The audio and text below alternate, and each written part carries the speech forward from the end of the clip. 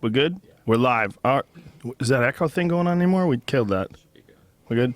Nick, how are you, buddy? Pretty good, What's going Joe. on? Thanks for coming on. So you got this hat on. Nick Curson, I'm saying the last name correctly? Curson, yeah, like Curson Ave, yep. You train Rafael dos Anjos, Right. Ruslan Provodnikov, and you've got his hat on, Ruslan's hat on. Right. And it says, what does it say again? It says Ratsi Borats.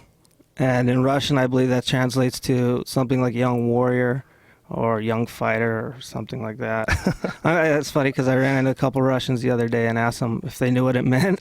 And they didn't even know. They just knew the last part was fighter, and they didn't know what the first part meant, so I don't know. That guy is a character. Provodnikov's one of my favorite fighters to watch because he can't be in a boring fight. He doesn't have it in him.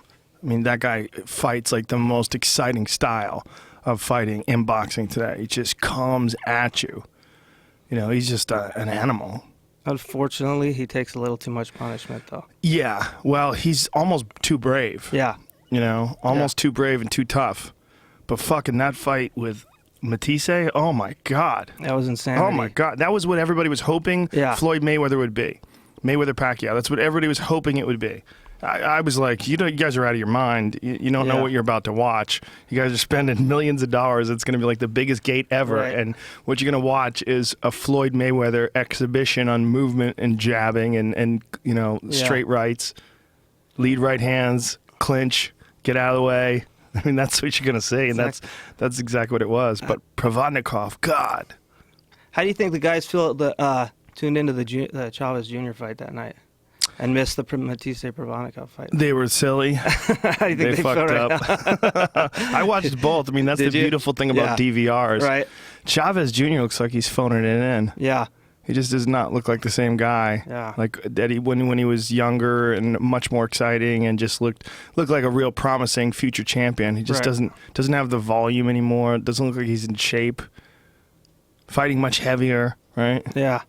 That Matisse and Provodnikov fight was something else. So you're a strength and conditioning coach, and one of the reasons why I wanted to call you in here is because I am absolutely fascinated by the Marinoviches, the guys who taught you a lot of what you know, and I'm also fascinated by just the boundaries of human potential when it comes to strength and conditioning, because as an analyst, as a guy who sits there and watches fights, and I've seen, I don't even know how many fights, but I've probably professionally called several thousand fights at this point. I don't even know how many it's been, really. It's been at least 1,500 or something of the best fights ever. Right?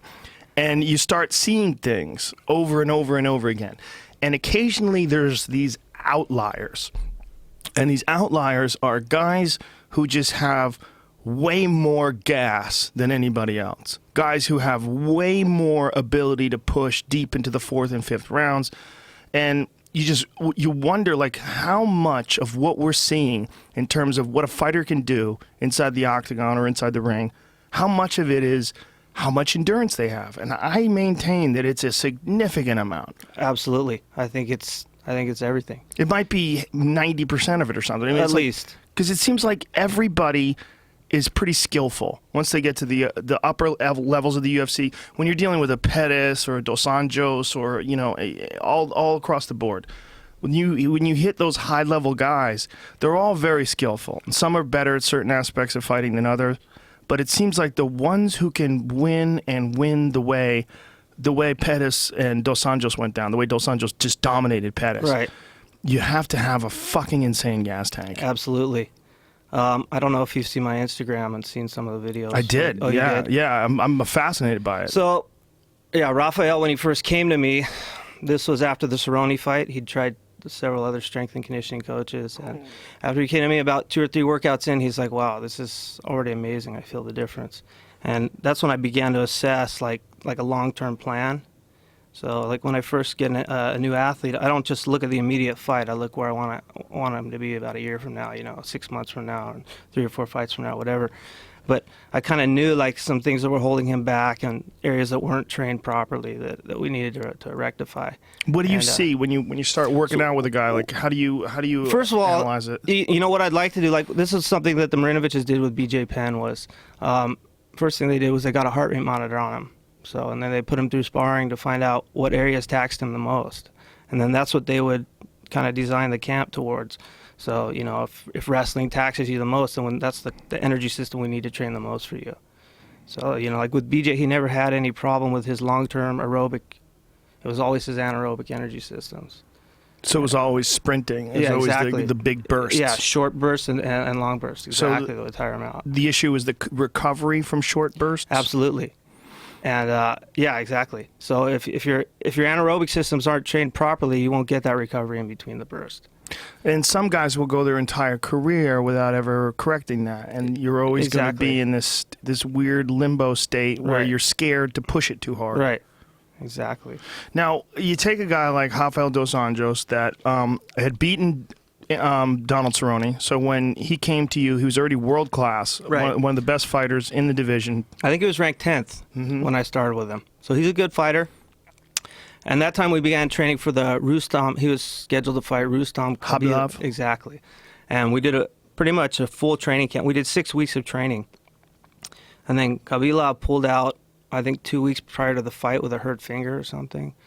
And so then we had a break for about 3 weeks in between, and then he got the news that he's going to fight Khabib.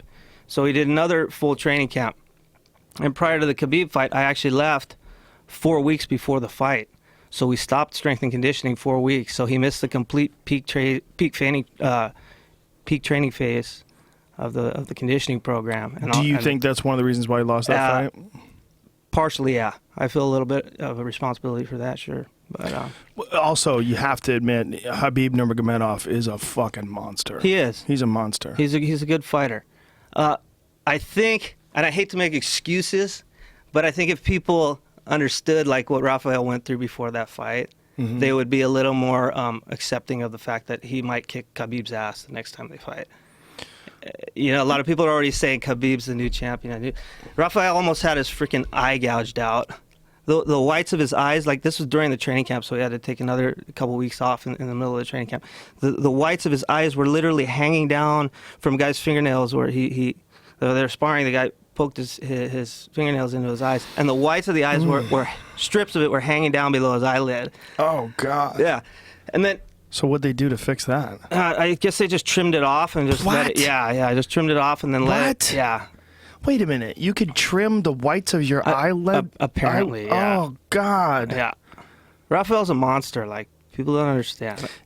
Is it because the guy had fingernails? Yeah, fingernails, exactly. And they're sparring, and he went to push him back or something, and 2 fingers went right into his eye. And Jesus Christ. So obviously he's not going to put that out there on the internet and show people, hey, look at my fucked up eye. He should. Yeah, That'd be wild to look at. Well, now, have you seen his ear? I don't know if you saw the picture of his ear. Is this recent? No, this was the same thing leading up to the Khabib fight. Prior to that, his ear was ripped off in the cage. So his ear got stuck in between a couple of the links on the cage. I have seen that picture. And his ear was hanging on by a thread. Yeah, I can't remember. Right there. Yeah, there it is. Jesus Christ. So this is all going on during training camp. Wow. One thing after the other. And then I leave 4 weeks out. Not to mention he switched to a vegan diet. What? Yeah, for that fight. Why did he do that? I have no idea. Who told him to do that? I have no idea. Do you have any response? I just ate vegan lunch, by the way, so I'm talking shit. I eat a lot of vegan food. Do you? I talk a lot of shit about vegans, but my diet consists mostly of vegan meals and murdered animals. I combine those two. That's pretty interesting. I feel like you can't get, it's very difficult to get everything you need from just vegetables, but I feel like you really can't eat enough vegetables. I think vegetables are super important for you. Absolutely. I think that it's one of the main issues that people suffer from when it comes to health and nutrition. Even a lot of vegan people, they eat too much breads and pastas and rice and things along those lines. And I think you need a lot of vegetables. I think it's super important for you. It changes the way I think and feel. Have you ever tried a supplement called DIM? What is it? DIM? Yeah. No, what is it? What does it stand for? Diindol methane. And it's supposedly like a concentration of all the cruciferous vegetables, but it helps lower like estrogen levels. It's got phytoestrogens. Really? So it helps Write that down. Helps your body metabolize estrogen. And I tell you what, it actually works. It gives you gnarly gas, but it works. I don't know if I'm willing to make that trade-off. No, dude, it's worth it. Take it on an empty stomach. It's that bad? Clear out the room, yeah. Whoa. Jesus Christ. Easily, yeah. Don't tell certain people that I know that enjoy blowing farts on folks. the other night, my fiance and my baby woke up. Oh, I got a 2-year-old. And you woke the baby up? Oh, he was laughing. Lord. Dada poopa. Dada poopa. Oh, no. It's pretty funny. So who talked Dos Anjos into going vegan? You know, I don't know, to be honest. I don't remember. I think he just kind of, something he wanted to try on his own. And if you notice in that fight, he looks quite a bit smaller, too. Like, his shoulders look smaller, and he looks... Lost some muscle mass. Yeah.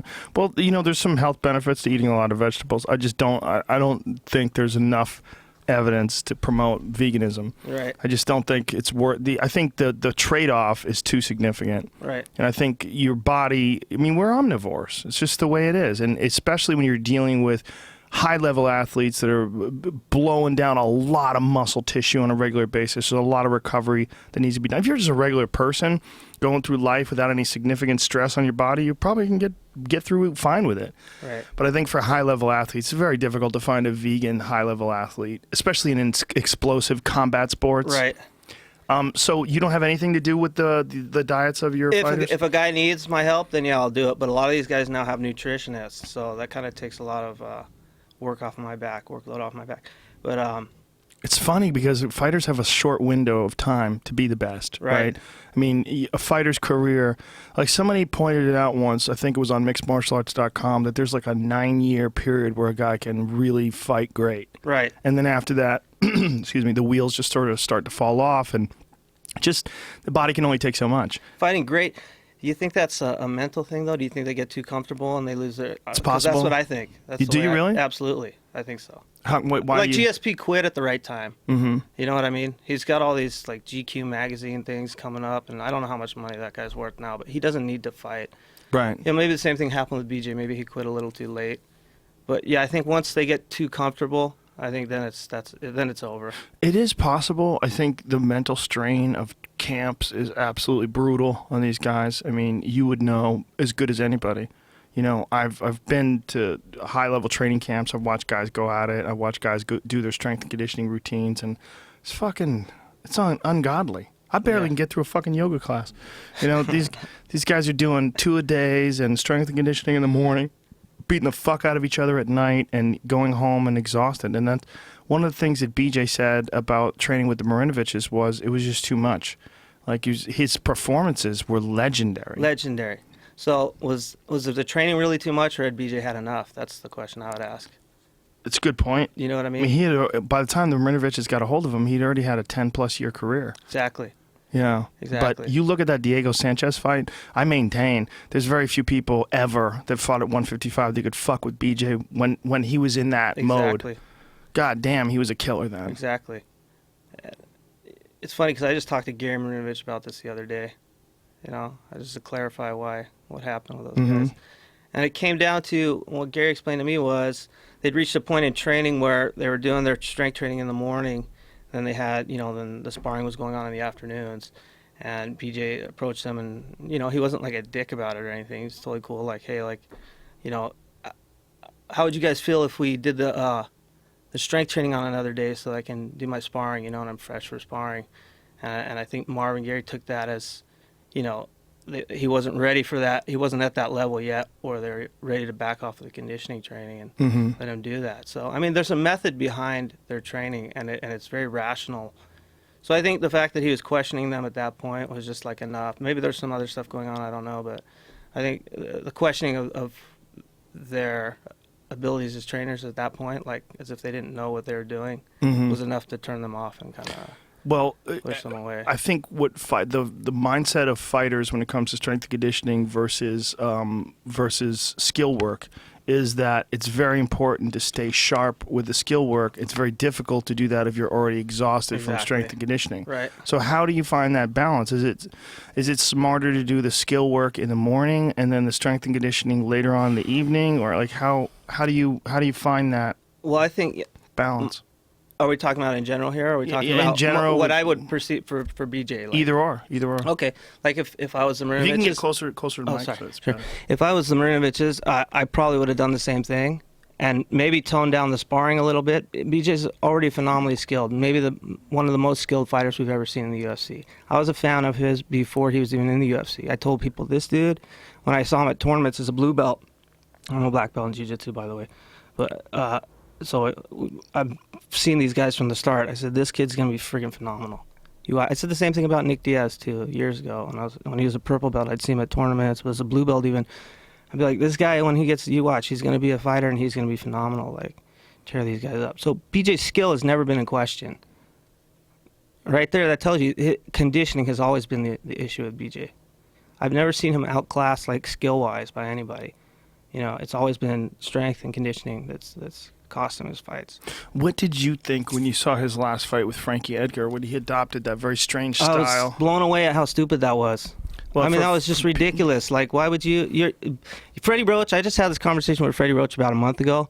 He told me BJ Penn was one of the best boxers he's ever trained. Really? Like, even out of the boxers in the gym, BJ Penn was one of the best natural boxers he's ever trained.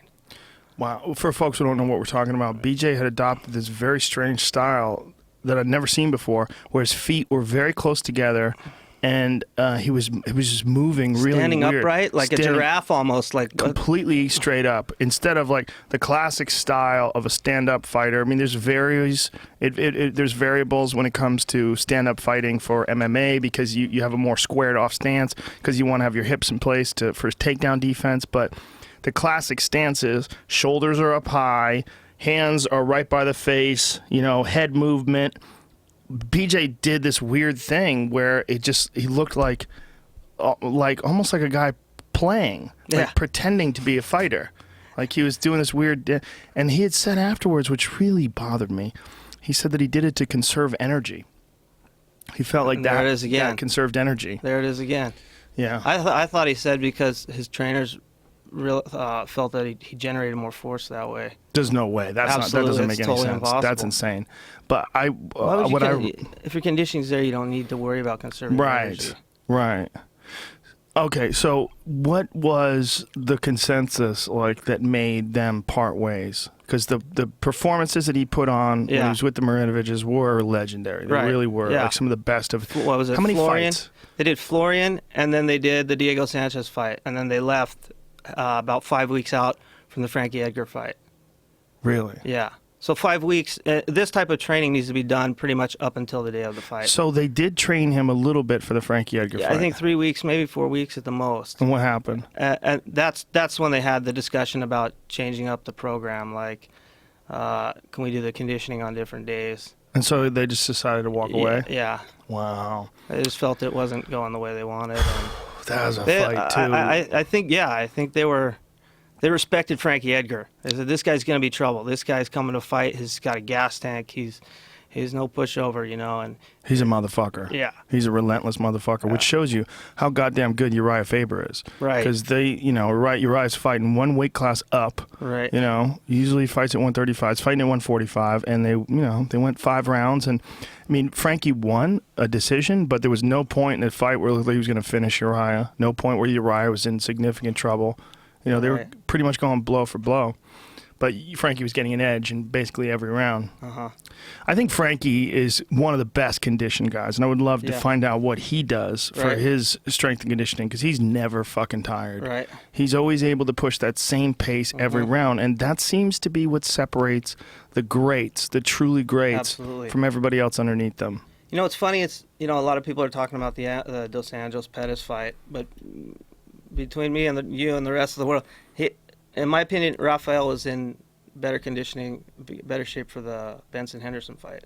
Really? Yeah, absolutely. He wasn't. This fight, he was injured. So 3 weeks out, he injured his knee in a sparring accident, and so we had to change things up. We couldn't do any more field work. We couldn't do any more running or anything like that.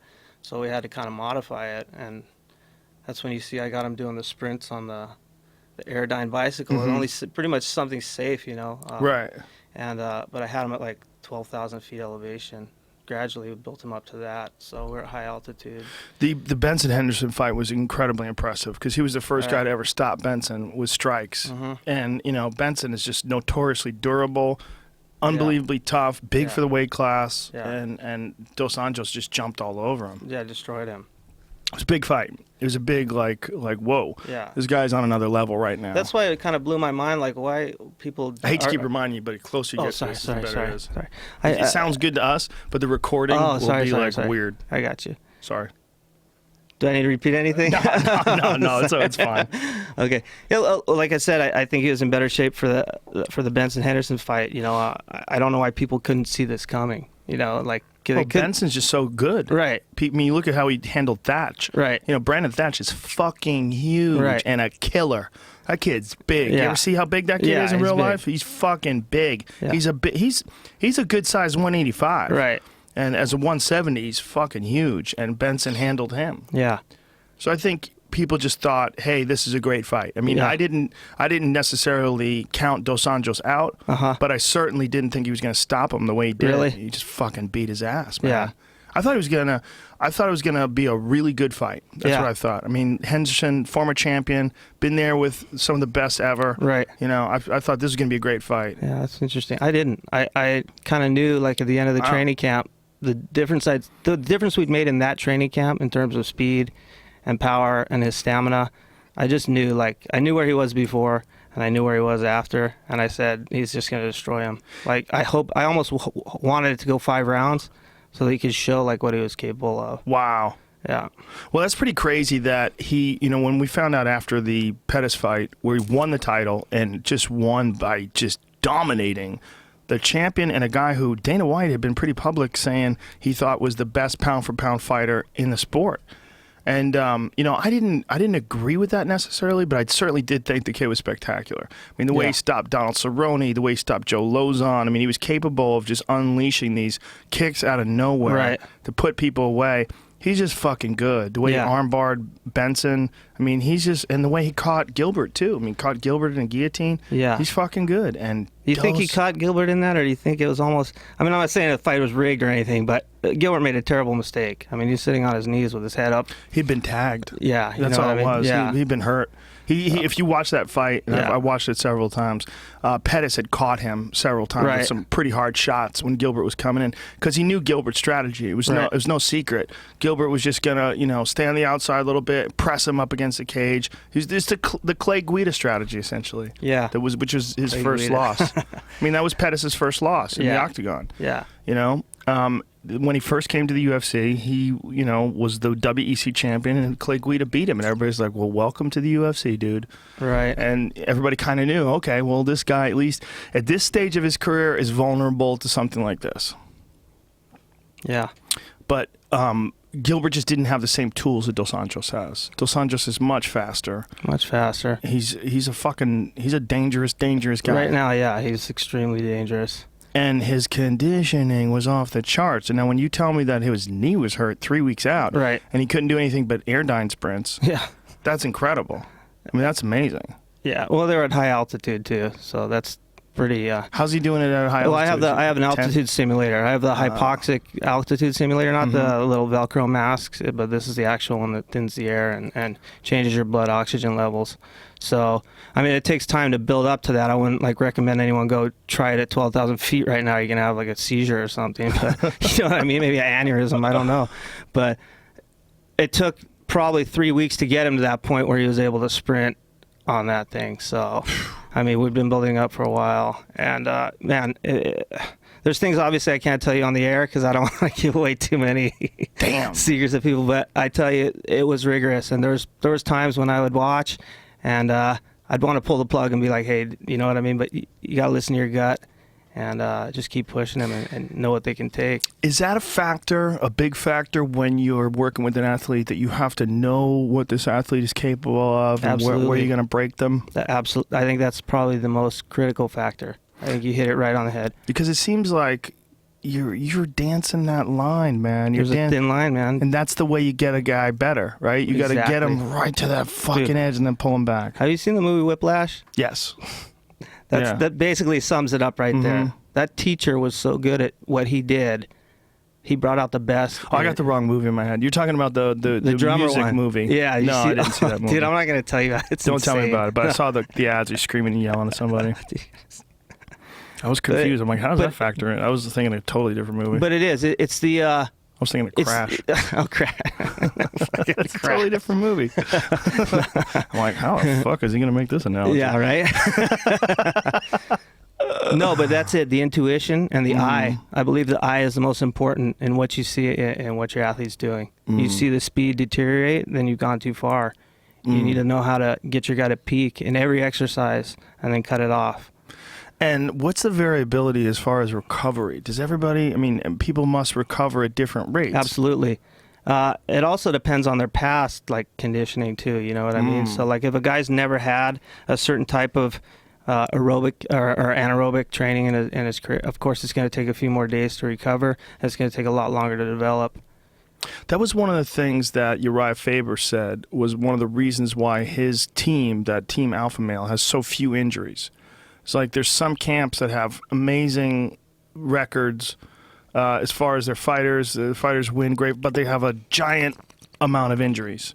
But his camp, Team Alpha Male, occasionally guys get hurt, like TJ had to pull out of the Hen and Barrow fight because of a broken rib. But those are just bones. It's just like you can only like take so much. You know, your bone is like, Benavidez said it best. He's like, a rib at the end of the day is just a rib. Right. And it can only take so much. And when it breaks, it breaks. But those guys are always in shape. And Uriah was saying that it's like a lifestyle thing, that they never get out of shape. They're always training very hard. They're always in peak condition. So it's not about having to get into shape. They're already in shape. Well, I'd also wonder what kind of like strength training they're doing and to stay. I mean, if they're doing heavy weightlifting and you're doing that year round, you're going to get fucked up. It's just going to happen. It destroys the muscular equilibrium. It's been proven. So if you got a good program and it helps maintain the health of the athletes, then that's something. Now, when you say that heavy weightlifting destroys the equilibrium of the athlete, what exactly do you mean by that? So what I mean by that is, let's say you're doing bicep curls, for example, and you're doing a heavy weightlifting, you're doing heavy bicep curls, you're shortening that bicep, right? We know that as the muscle gets bigger, it gets shorter because of the cross bridging. So when you shorten one muscle, you lengthen the opposite muscle. And that puts the joint and the tendons and ligaments at risk for injury.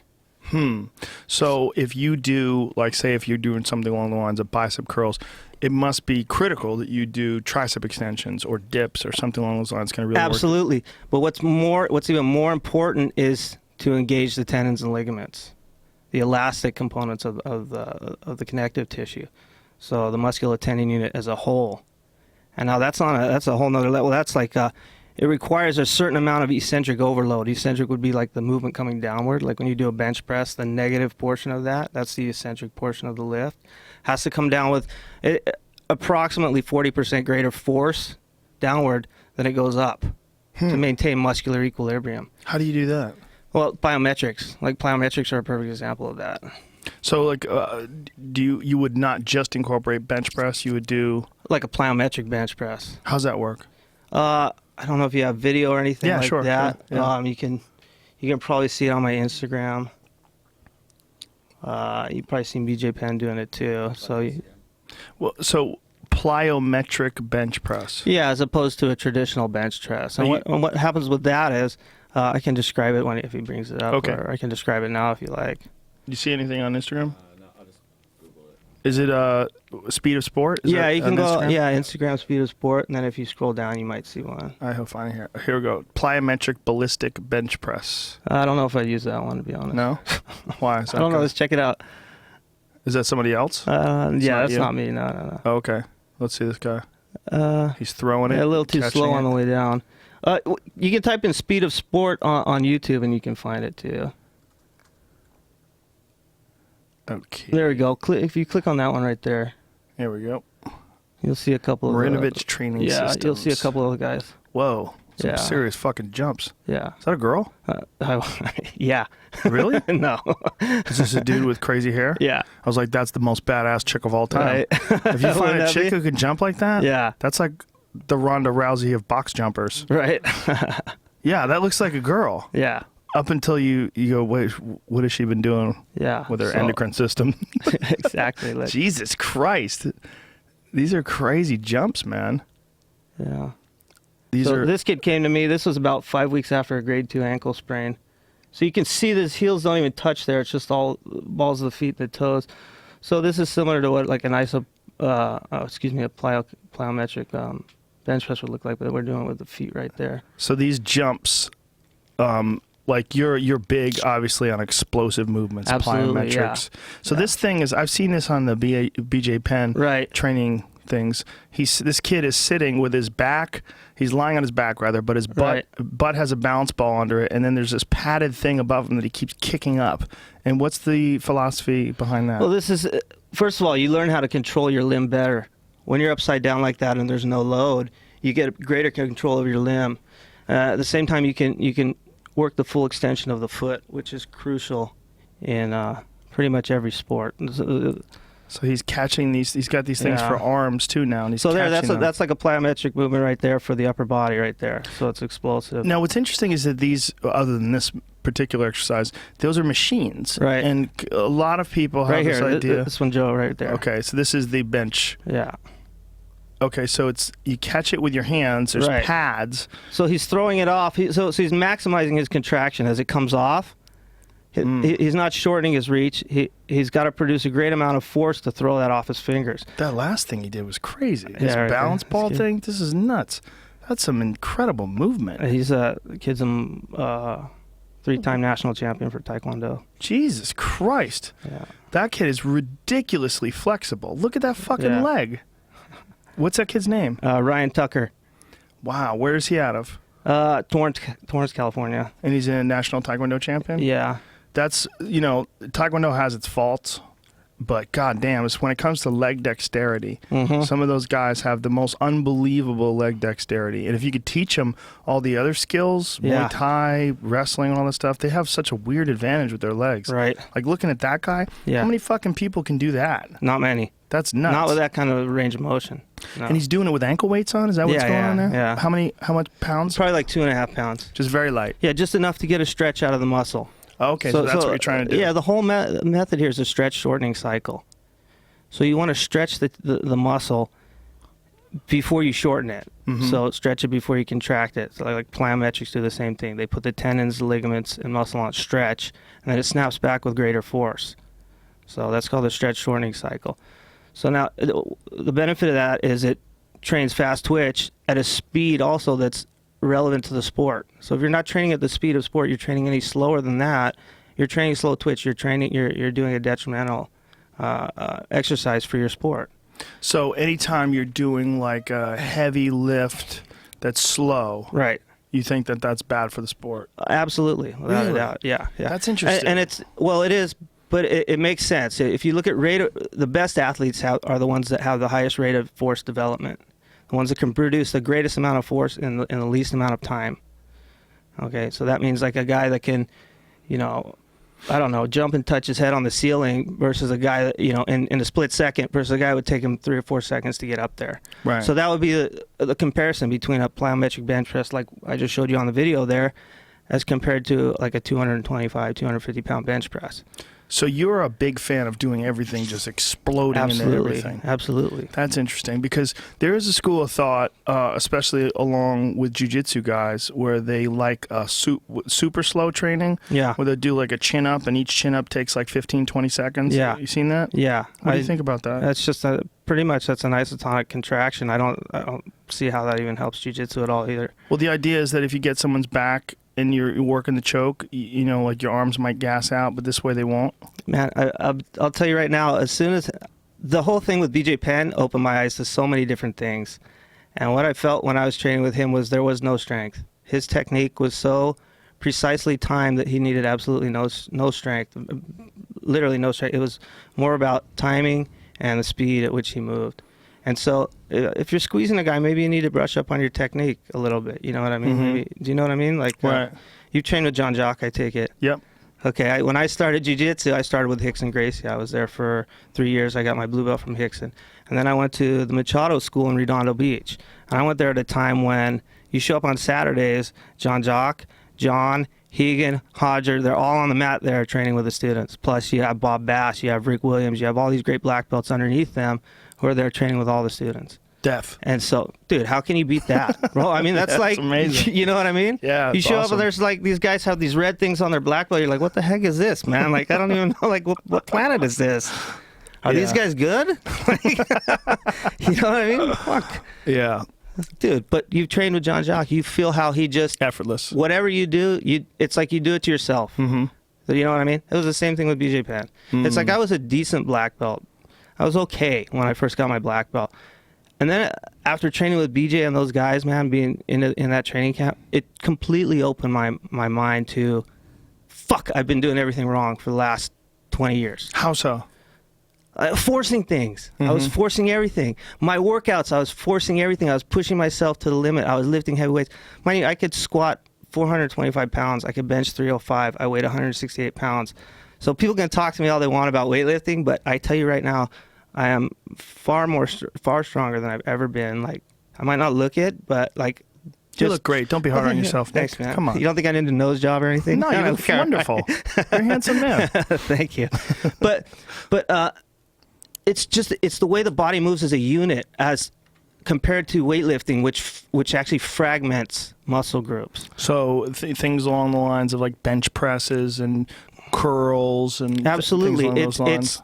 It's in a sense, it's detraining the muscle. It's detraining the body. But what about like guys who want to bulk up, like say like with like Mackie Shilstone when he trained Evander Holyfield to get him up to heavyweight, right? And he had him do all this crazy weightlifting stuff. What do you think about that? A lot of that's genetics. Really? Yeah, absolutely. I think a lot of that's Mexican supplements. It could be. It could be very well. But I think genetics play a huge role in that and what your frame can handle. There's an optimal size for your frame. You know what I mean? Like, guys, I've seen all too many times guys have put on more muscle than their body can handle and their performance deteriorates. Sure. You know what I mean? Evander was a fairly big guy already. Yeah. And so he can handle it with his frame. Plus, yeah, you have to look at the genetics of the athlete, too. But if you take a guy like, perfect example, maybe like Michael Jordan, when Michael Jordan was playing against the Pistons, right? Like one of the things he realized, like, Jesus, fuck, I'm getting pushed around, I'm getting my ass kicked. Yeah. I got to bulk up. When a guy wants to bulk up, there's very few ways to bulk up other than lifting heavy, right? I would say no. I would, well, first of all, let me say this. I think there's too much of an emphasis on getting bigger, and it might have been more advisable to train your body. Maybe there were certain weaknesses in his hips or his feet or lower back or obliques that were making him weaker. I've seen plenty of guys whose bodies are working as a unit, like with the type of training that I offer, that can literally bully like guys that are way bigger, more muscular, and it all comes down to the efficiency of the movement. Right. You know what I mean? But a guy, like, here's a good example. A guy like Brock Lesnar, you can't get that fucking big unless you're throwing some really heavy shit around. Yeah, or taking Mexican supplements. A little bit of both. a little bit of both, right? Yeah. No, you're absolutely right. I mean, there is, but again, then again, look at a guy like Cain Velasquez who beat him with more or less the BJ Penn approach. Exactly. When you look at Cain, when Cain's throwing a punch, you never see like... There's no tension. Yeah, and that's the efficiency. Yeah. Okay. That's actually a good point because that's been proven that repetitive bouts of absolute strength training, which is like your maximum strength training, like maximum bench press, the heavy lifts, will deteriorate a boxer's punching power and accuracy. Really? That's been proven by the Russians. Deteriorate. That's fascinating. And it can last for up to several months. So. Whoa. Okay, so like say if a guy goes through your conventional strength program, right? Deadlifts, bench press, that can deteriorate his punching power. Because it deteriorates the speed strength qualities. There's different types of strength. Speed strength is one that emphasizes speed with it would be like maybe like 60% speed, 40% strength. Like if I had to put a ratio on it. But the emphasis is primarily on speed. Every sport is won by a fraction of a second, just about. You know what I mean? Like even like a basketball team that's dominating the entire season, there's something about every play that might be 1,000th of a second faster than the other teams that's making them better. And then at the end, it's cumulative, you know? It all adds up and it compounds on top of each other. So at the end of the game, it's a mismatch. Wow. So even the Pettis fight was closer than people think. It was a fraction of a second difference between Rafael's striking and Pettis' striking. Every time. Every time. And that compounds and compounds and compounds. That's a funny way to look at it, but I think you're right. When he landed that straight left in the first round, crack, and you see Pettis' head snap back, I was stunned, first of all, by the speed in which he threw that shot. Right. I was very impressed with his speed, but also that he was able to keep that speed up through the fourth and fifth rounds. I mean, when he nailed him in the first round, Pettis said from then on he was having a hard time seeing out of that eye. He was getting pretty much fucked from then on. Right. That was super impressive, because if you go back and watch his earlier fights, like go back and watch him against Jeremy Stevens early in his career where he lost by knockout, like the Stevens highlight reel, he just was a different guy. Yeah. Different fucking human being. Very few guys, when you look at their early UFC career and then look at their peak performance, which Dos Anjos clearly is in his peak. He just won the title against one of the best guys ever in that division. But he's a different human being all around. The funny thing is, I don't really read too much on the internet, but I had to with this one, with people saying PEDs and all this shit. And I see comments, there's no strength training program that can do that. But if you look, it's been going on for a year. We've been building it up. So if you compare, like I said, like his fight with Cerrone, he's really stiff. He told me himself by the third round he was like gassed, he was fatigued. And so this isn't like one training camp. This has been going on for a year of really good training where he and I are training like 3 or 4 times a week. Granted, except for the times in between fights when he's got his downtime. But he's been very consistent with it. And you get, after about 3 months of this, is when you see the tendons, ligaments, and everything really start working as a unit, and that's when it really, the power and everything really come into play. So say if you took a guy like let's just pull a guy out of the roster. Let's go with Matt Mitrione, big heavyweight, fast guy, moves really well for a heavyweight. Right. What would you do with a guy like that? First thing, the guy comes to me the first day, I'm going to do muscle tests on him and find out what's going on with his body and find out if there's any types of weaknesses like in his feet and the rotational power of his hips, lower back, especially a big guy, lower back and lower abdominal cavity. The flexibility in his shoulders. I can't stress that enough. For punching power, there's an optimal range of motion where you produce the greatest amount of force in all of your joints. So that is pretty easy to understand, right? Like, so if my shoulder flexion or my shoulder flexibility is here, I'm going to lose speed. If it's yeah, exactly. If it's too short, you're going to lose speed. Too long, you're going to lose speed. Too long. There's too flexible. Actually, yeah. Really? So there's too much flexible. slack in the muscle. So how would a guy get too flexible in his shoulders? Some people are born with that. You know what I mean? That can be a genetic thing, or like swimmers tend to have a lot of flexibility in the shoulders. But for that sport, that's okay because they're kind of dragging that resistance, that slower resistance. But for a snap in the muscle, there's got to be just the right amount of tension in order for that muscle to activate at its quickest. So if it's too long, imagine like a rubber band. If there's slack in the rubber band, you can't get the snap out of it. Oh, okay, I see. Yeah. And then does that make one more prone to injuries as well? Absolutely. It can cause joint instability, impingements, all kinds of stuff like that. I've heard of that with knees.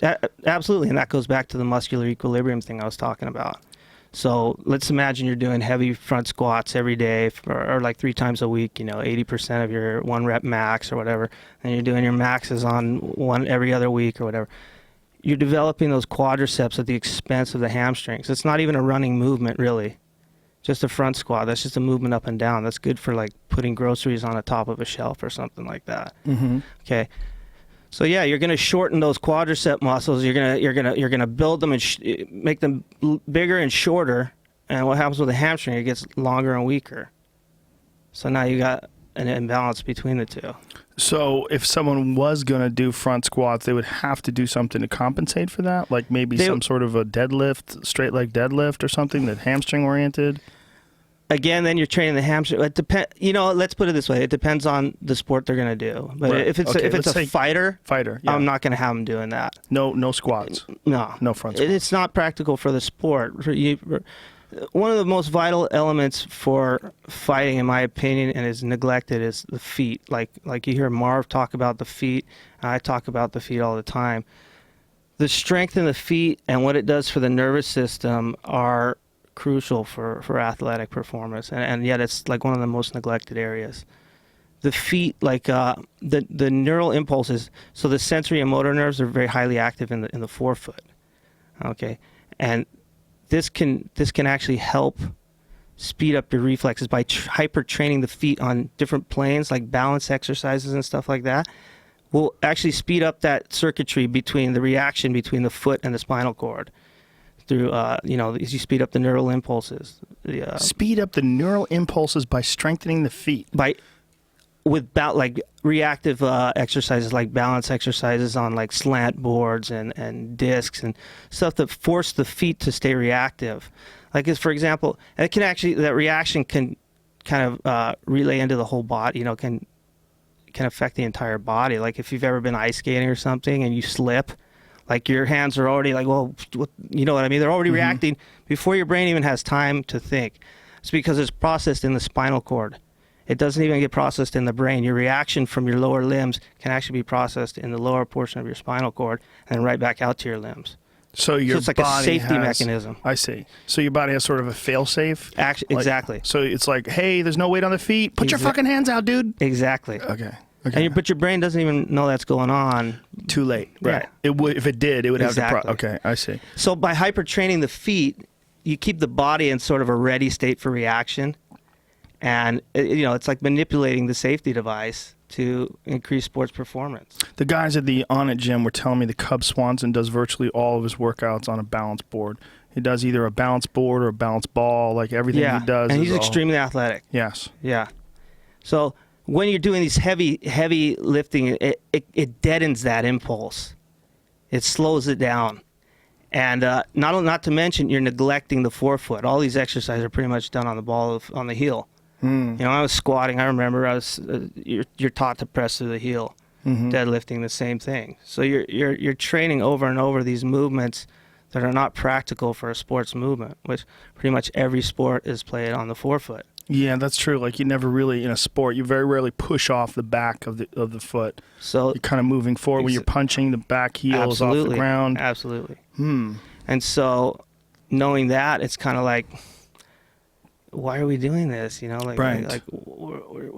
It's improper training. I mean, it really makes sense. Like Marv's been preaching this for years, and people just kind of scoff at it, and you see, oh no, I got to get my heavy back squat in. Yeah, that's fine, but maybe this can help you with it. Start training the feet, looking at what we're talking about here, and the sequence of muscles that you're going to start firing when you do start training the feet.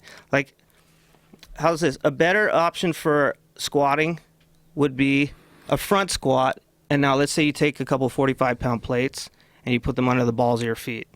So now you're engaging more of a sports movement. You're on the balls of your feet, and you're loading up the front instead of the back, which is back squat is technically a lower back exercise. It really hits the lumbar and it hits the lower back a lot.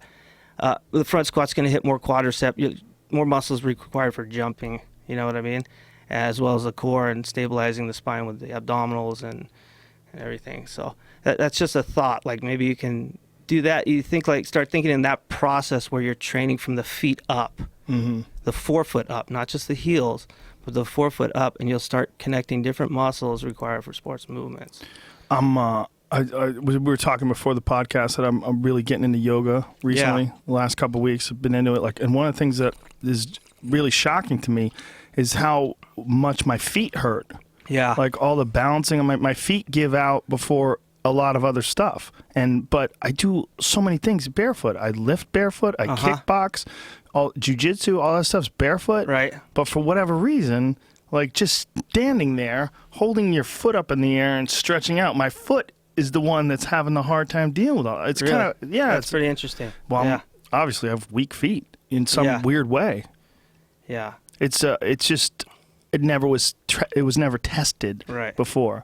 Now the problem with that is when you do have weakness in the feet, other things start to compensate, like your hips. Your hips start to compensate for the weakness in the feet. I see a lot of guys with flat feet, they have poor hip abduction and adduction, or tight hamstrings. Flat-footed guys almost always are a little hamstring dominant when they're sprinting. They're good at like the acceleration phase, but the top speed is lacking. I have flat feet. Do you? Yeah. And do you get tight in the hamstrings? Not really. No? No. You might be the exception to the rule. Well, very flexible Probably, hamstrings. Probably the weed. Weed? Yeah, no. You think? I don't know. Makes my hamstrings? No, I'm just kidding. No, I just grew up doing Taekwondo, so Yeah. I think I have a lot of Oh, that's right. hamstring Yeah, right, flexibility. right. So for whatever reason, I don't have Could be. tension back Could there. be. But I definitely have flat feet. Kelly Starrett, you know Kelly? He wrote that book, The Supple see the CrossFit Leopard. guy? Yeah. Yeah, I know who he is. He wrote a book called The Supple Leopard. He doesn't even believe in flat feet. He thinks it's like, he said it's like you're sort of almost like learning from people around you to walk and stand a certain way, and it's almost like a laziness of the posture of your foot. That could To be. paraphrase him. Well, I don't take him know. out. I'd have to read it thoroughly and see what it is. He thinks that you could retrain someone to have a high arch. Oh, you can, absolutely. Really? Yeah, I've done it. Yeah. Really? Yeah, What do you do? absolutely. So for me, a guy like me, because For a guy like you, like I said, like the balancing type exercises we have and the foot strengthening modalities that we use, well, definitely. Man, I challenge you to try this. Okay. If you try like a calf raise, like or you can go on like a seated leg press, and don't put any weight on there. Just do a few with your shoes on. Okay, then take your shoes on and try a few without your shoes, and really accentuate the movement in the toes to the tip of the toe, not just to the pad of the toe, but to the tip of the toe, and see the difference you feel in your Achilles and your calves. Okay, and I guarantee you it's going to blow you away. Tremendous difference when you just use that little bit, that little extra inch of your toes, and you feel it all through the arch of the foot, and you feel it all the way up through the calf. It's really something else. That's where I always have pain in the arch of my foot. Yeah. It's always like I got pain there from skiing. I get pain there from sometimes hiking. Yeah. It gives me some pain there. Yeah. That's fixable. Interesting. Okay, we'll talk about me later in that. But a lot of people have issues with that. A lot of people have issues with flat feet. Do you find that fighters ever have issues plotting? Like, say if you get a guy and like maybe he's kind of lumbering. Like we all know fighters that they just don't move well on their feet. Well, like for example, Ruslan has the flattest feet I've ever seen in an athlete. Really? Actually, maybe top 3. But surprisingly, after this training camp, he had a little bit more strength, and I noticed less of a drop in the arches of his foot. And so that says something about what we were doing. And there were points in the fight where you can see him bouncing around on his feet, and he looks pretty quick. I think even like the 10th or 11th round, he was popping around on his feet, and the announcer said, "What is this? He's bouncing around on his feet. He looks quick. What's he doing now? Is this some kind of strategy or whatever?" And no, so we made incredible gains in like the strength of his feet and his calves. You know, unfortunately, he fights flat-footed. He comes at you head first, and you know that's just his style. But yeah, he was coming on in the later rounds. Matisse was cracking him early in that fight. That was a war. That guy might have the best chin I've ever seen. Could very well be. He did get hurt. He got hurt in one of the rounds, and it slowed him down. It's hard to not. Matisse throws bombs. Yeah, he was really pleased with his conditioning, though. He actually came by on the way to the Pacquiao fight. He flew into LAX, and he stopped by my gym, and he wanted to give me a bonus. He's like, I've never felt like that in a fight. Even though I lost, like that's the best I've ever felt. Like, that's awesome. And I said, let's I looked at his manager's manager, like, maybe we should just wait till you win, and then we'll accentuate. We'll take care of it on a winning day. So. Did you see the urine sample that he gave? Yeah. Whoa. Tasty, huh? Yeah. Yeah. For folks who don't know, if you look on Provodnikov's Instagram page, there's a photo of his urine sample looked like Coca-Cola. Yeah. We've showed it a bunch of times in this podcast because it's so fucking crazy. Yeah. I've heard of that before. Guys who do like ultra marathons. My friend Cameron Haynes, he's done an ultra marathon. He said you pee like Coke. Yeah. Breaking down muscle and dehydration and all that, and kidney problems. Who knows? So that fight was just that fucking brutal. It was insane. I'll tell you what.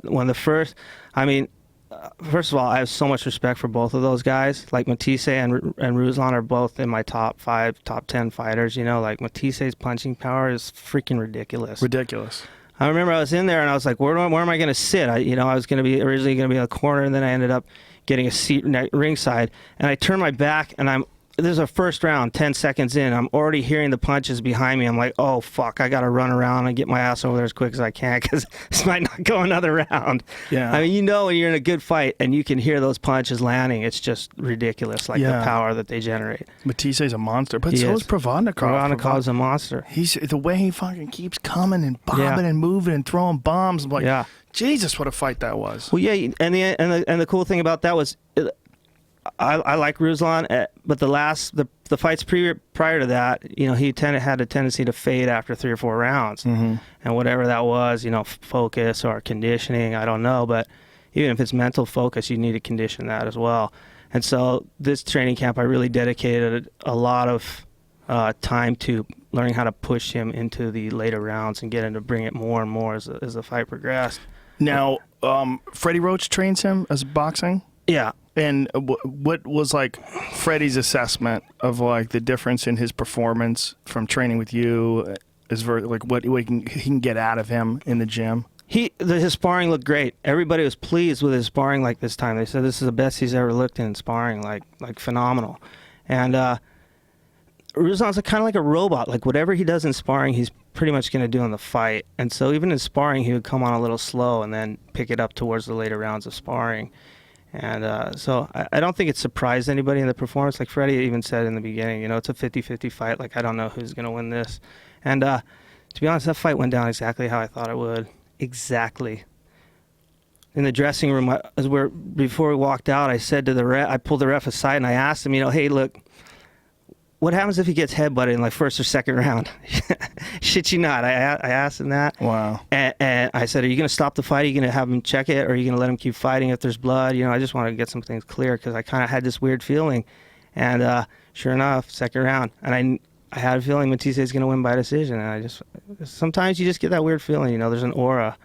And you can put all the work in you want, but you know, like if it's not your night, it's not your night. And there's just something there. Now, Provodnikov, what kind of diet does that guy follow? Because I'd read some crazy shit about like until he was like, yeah, he'd only eaten raw meat. No, he still eats raw meat. Really? Yeah, not when he's here. Here he has a nutritionist here.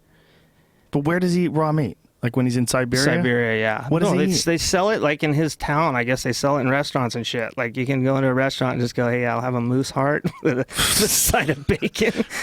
Really? Yeah. So they're just cool. They're all used to eating raw meat up there. They're like Eskimos. You know what I mean? They're really ahead of the times. Well, there's something to be said for those genetics. I'll tell you that. Yeah. Because those are some fucking stout human beings. And that diet has got to be like incredibly nutrient dense protein. Absolutely. As long as you're eating, you know, game animals and not predators, you know, you can pretty much get away with that. If they're eating bear, you obviously couldn't eat it raw, but eating a caribou or something like that raw, you ever eaten it? Fine. I've eaten caribou before. Yeah, it's delicious. Is Love it? Yeah. I'd be interested to try that. It's reindeer. You know, when you see reindeers like Santa's reindeer, those are caribou. Yeah. Elk's delicious. I've had raw horse in Montreal. I had horse tartare. Yeah, they ground up this raw horse and served it with like egg on it and everything, like raw egg on it. It was amazing. Interesting. Yeah, there's this place called Joe Beef in Montreal. Is that fresh? Oh yeah. So how do they do that? Do they kill the whole? I mean, I don't know. If it's fresh, you'd think they'd kill the whole horse and someone would spoil, or do they just like take off limbs at a time and then like? It's a good question. I don't know. I mean, obviously, resuscitate the thing. I don't know. When you buy most beef that you buy from the store is fresh. You know? I mean, they're not freezing your steaks. Right. For the most part, some fish is frozen, but almost all beef you're buying has been killed fairly recently. Some of it's dry aged, but this horse was, you know, I guess actually they killed the horse in America, but you can't sell it in America in stores, but you can kill them in America and then they export them to Canada. It's very tricky, you know, because people have like very strong attachments towards them as animals, as pets. Yeah. But delicious, although weird. You know, I don't have a horse. If I had a horse, you know, I'm not about to eat a dog. Right. But if I had a horse, it might trip me out. Yeah. What's with the cats? I think I saw a picture of your cats or something. You got cats? Yeah, I have cats. Is that bad? I have little girls. I've always had cats. I have a 19-year-old cat. Do you really? Yeah, I've had her since she was a baby. Yeah. Is that bad? No. Something it's wrong just different. What are you trying to say? You seem like a macho guy. I don't know, like a cat. I'm balanced, man. Oh, yeah, all right. Come on, dude. Got to get in touch with the feminine side. I'm in touch with my feminine side. Right. I like little dogs, too. Is that okay? Yeah, it's great. What if I have a little dog in a purse and I carry it around? I don't fucking know about that, man. I think you're pushing it there. Chuck Liddell does. Does he? Chuck Liddell is a little tiny chihuahua you used to take with him everywhere. Yeah. Nobody said shit. Exactly. Iceman. Yeah, I like cats, man. My daughters love cats. So, Yeah. no, they're cute. Oh, you got daughters? Oh, that's right. Yeah. Yeah. You know, I saw a show of yours, Which one? a comedy club in Hermosa a few years ago. Oh, the Comedy Magic Club? Fucking phenomenal, dude. Oh, thanks, man. Like Thank you. I never saw it before. I remembered you from the what was it the sitcom News Radio? News Radio. I thought you were pretty funny there, and then I saw you at the thing. My buddy got us tickets, and I was just like blown away. Oh, thanks, man. But the Thank thing you. about the daughter sticking her hand That's a true story. fucking resonates in my She mind. really 'cause- did, man. Yeah. She's like, I don't want to go to bed. Mad dogged me. That is a total true story. Yeah, that was pretty funny. I had to figure out how to react. Like, this is, you don't Yeah. want to freak out about this because then she'll know that you can get a rise out of you. That's the other day I made a mistake. I swore in front of my kid. He's gonna be 2 in a few weeks, and I said that. So I was frustrated. I was tired. I want to get in the shower, and I'm holding him in one arm, and I hit the dimmer on the light switch. It doesn't work properly, so you're always messing with it to get it to work. I said, "Fucking lights!" I just said it under my breath, dude. I look at my son, and I'm trying to get this thing to work. My son goes, "Fucking light." Okay, that's great. So then now everything. No, it's still going on. This is like a month and a half ago. It's still going on. Fucking Uncle Rudy. Fucking garbage car. You know, as soon as you give it like a response, then it's like, oh, their eyes light up. Like, you don't have to say anything. The minute your eyes just kind of latch on his, like, oh, dude, did you just say that? Then they just. So 2 days ago in Mommy and Me class, kids are singing Twinkle, Twinkle, Little Star. I shit you not. Fucking lights. Fucking lights. Dude, I feel like such a bad dad, dude. No, yeah, nonsense. Yeah. Don't let those people fuck with your head. Yeah, I'm not. Who cares? You're a grown adult. You're a man. I said fork and knife. He said fork and knife. Oh, there you go. But don't even lie about it. Yeah. Is there anything wrong with saying those words today, right now? You and I together, two grown adults. No, nothing absolutely wrong, not. right? So stop. Everybody stop. My wife always says that. My wife gets mad if I swear on the kids. You know, she's like, stop with the language. I'm like, listen, bitch, how the fuck do you think I make a living? I make a living with this language. This is called English. It's called American English, and occasionally we say fuck. Yeah. Jesus, don't say it at school, kids. All right? Yeah. My 3-year-old, when she was 3, rather, we were skiing. I took them skiing from the time they were really little. Like, my kids have been skiing since they were 2. Uh-huh. And when she was 3, we're packing all the stuff up. We're getting ready to leave. You know, we're leaving the trip, and we're in the hotel. And you know, she's got her little bag is zipped up, and my wife goes, "We forgot to put the helmet in the bag." And the little kid, she's 3, she goes, "Shit." and my wife looks at me, and her eyes light up, and I had to fucking turn my face and run out of the room because I couldn't stop laughing. Yeah, you gotta laugh. It was the funniest, but I didn't want to like make. Should she find something that's funny? Like, she loves being funny because I'm a big laugher. So when she says funny shit, I just fucking fall over laughing. Right. So I had to be real careful about that one when Yeah. she was 3. But it was just something funny about. She wasn't even doing it like to get attention or anything. She's just looking at her suitcase. My wife has the helmet, and she realized the helmet's not in the suitcase. She goes, "Shit." little tiny person saying shit is fucking hilarious. Like an adult. Yeah, exactly. cool. Like if it was just you and I, and you forgot your helmet, you'd be like, "Ah, shit," and that would be normal, and that was normal to her. Yeah, I don't funny. buy this. It's something wrong with kids swearing. It's fucking stupid. It's dumb. Oh, there's a certain age when it's okay. What's that age? Is it 19? Is it when they start fucking? Yeah. Is it when they drink? Like when is it okay to swear? Like, we're babies with our fucking language. And it's so dumb because it's all just by television. It's all like the censorship that we've imposed upon ourselves with television is the same censorship that we bring into the household and you expect from kids at school. Like, I don't give a fuck about language. I appreciate how people treat each other. Right. Like, how do you talk to me? Right. Are you nice? Are you friendly? If you're friendly and you say fuck, I feel good about talking to you. Yeah. You know, if you're a rude person and you don't use bad language, or you're uncomfortable, or you're not kind or considerate, then I feel gross about talking to you. But if you're a normal person, you say fuck. What kind of a weirdo cares about that? But we've like imprinted it into our brains, and the same retarded shit, we pass it down from parent to child and parent to child. Yeah. And then when does that stop? When do we stop giving so much power to these stupid fucking words? It's dumb. As a parent, it drives me fucking crazy. It drives me crazy. because I know that it's not like when people are alone, when they're comfortable, when they're together, when they're out drinking, when they're at, at a bar or a restaurant, they swear, and it's fun, it's freeing, it's liberating. But you're in an office, everybody's dressed like a fucking penguin, some weird stupid outfits. It's dumb. It doesn't make any sense. It doesn't make it's a weird habit that we're stuck in, that people think is like, oh, you got a lot of class with your language. Fuck you. Just shut up. This is stupid. This is a dumb way to express yourself. Doesn't make any sense to me. Yeah. I don't really think that much about it. It drives me nuts. Does it? Well, yeah, it drives me nuts, man. Because I've had people come on my podcast, and the podcast, like someone will say it was a great podcast except for Rogan's language. In my language, like he asked great questions. If you get past the language, it was a great conversation. What if you say it in like a foreign language? Yeah, right. The word French word for fuck. It's a silliness. It's infantile. It's like it's self-imposed infantile behavior. And when you're the adult, when you're a grown person, you're a fully grown adult. You pay your own bills. You feed yourself. The whole deal. You decide when you go to bed. Like the idea that you are imposing this stupid language restriction. The only language I care about is language that expresses, like... human interaction. Yeah, or I care about derogatory language. I care about offensive, evil language, racist language. That kind of stuff bugs me. But just saying fuck, like the type of people that do that, the good thing about that is if you find someone who cares about that, you're around an idiot.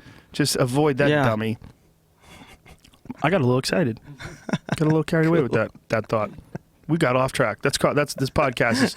We should change the name of it to Off Track. Off Track. What are you showing? You ever seen this store on Sunset? Pinches Tacos? Yeah. Do you know what that means? No. Fucking tacos. Really? Yeah. Good. It's on around Sunset Boulevard. I love it. Good. I hope somebody protests. I hope some social justice warriors have it closed down because it's racist or something. I hope white people own it. I don't know. Fangul. Yeah, I don't know, man. I just think we're very childish when it comes to language. That's not the point of this podcast.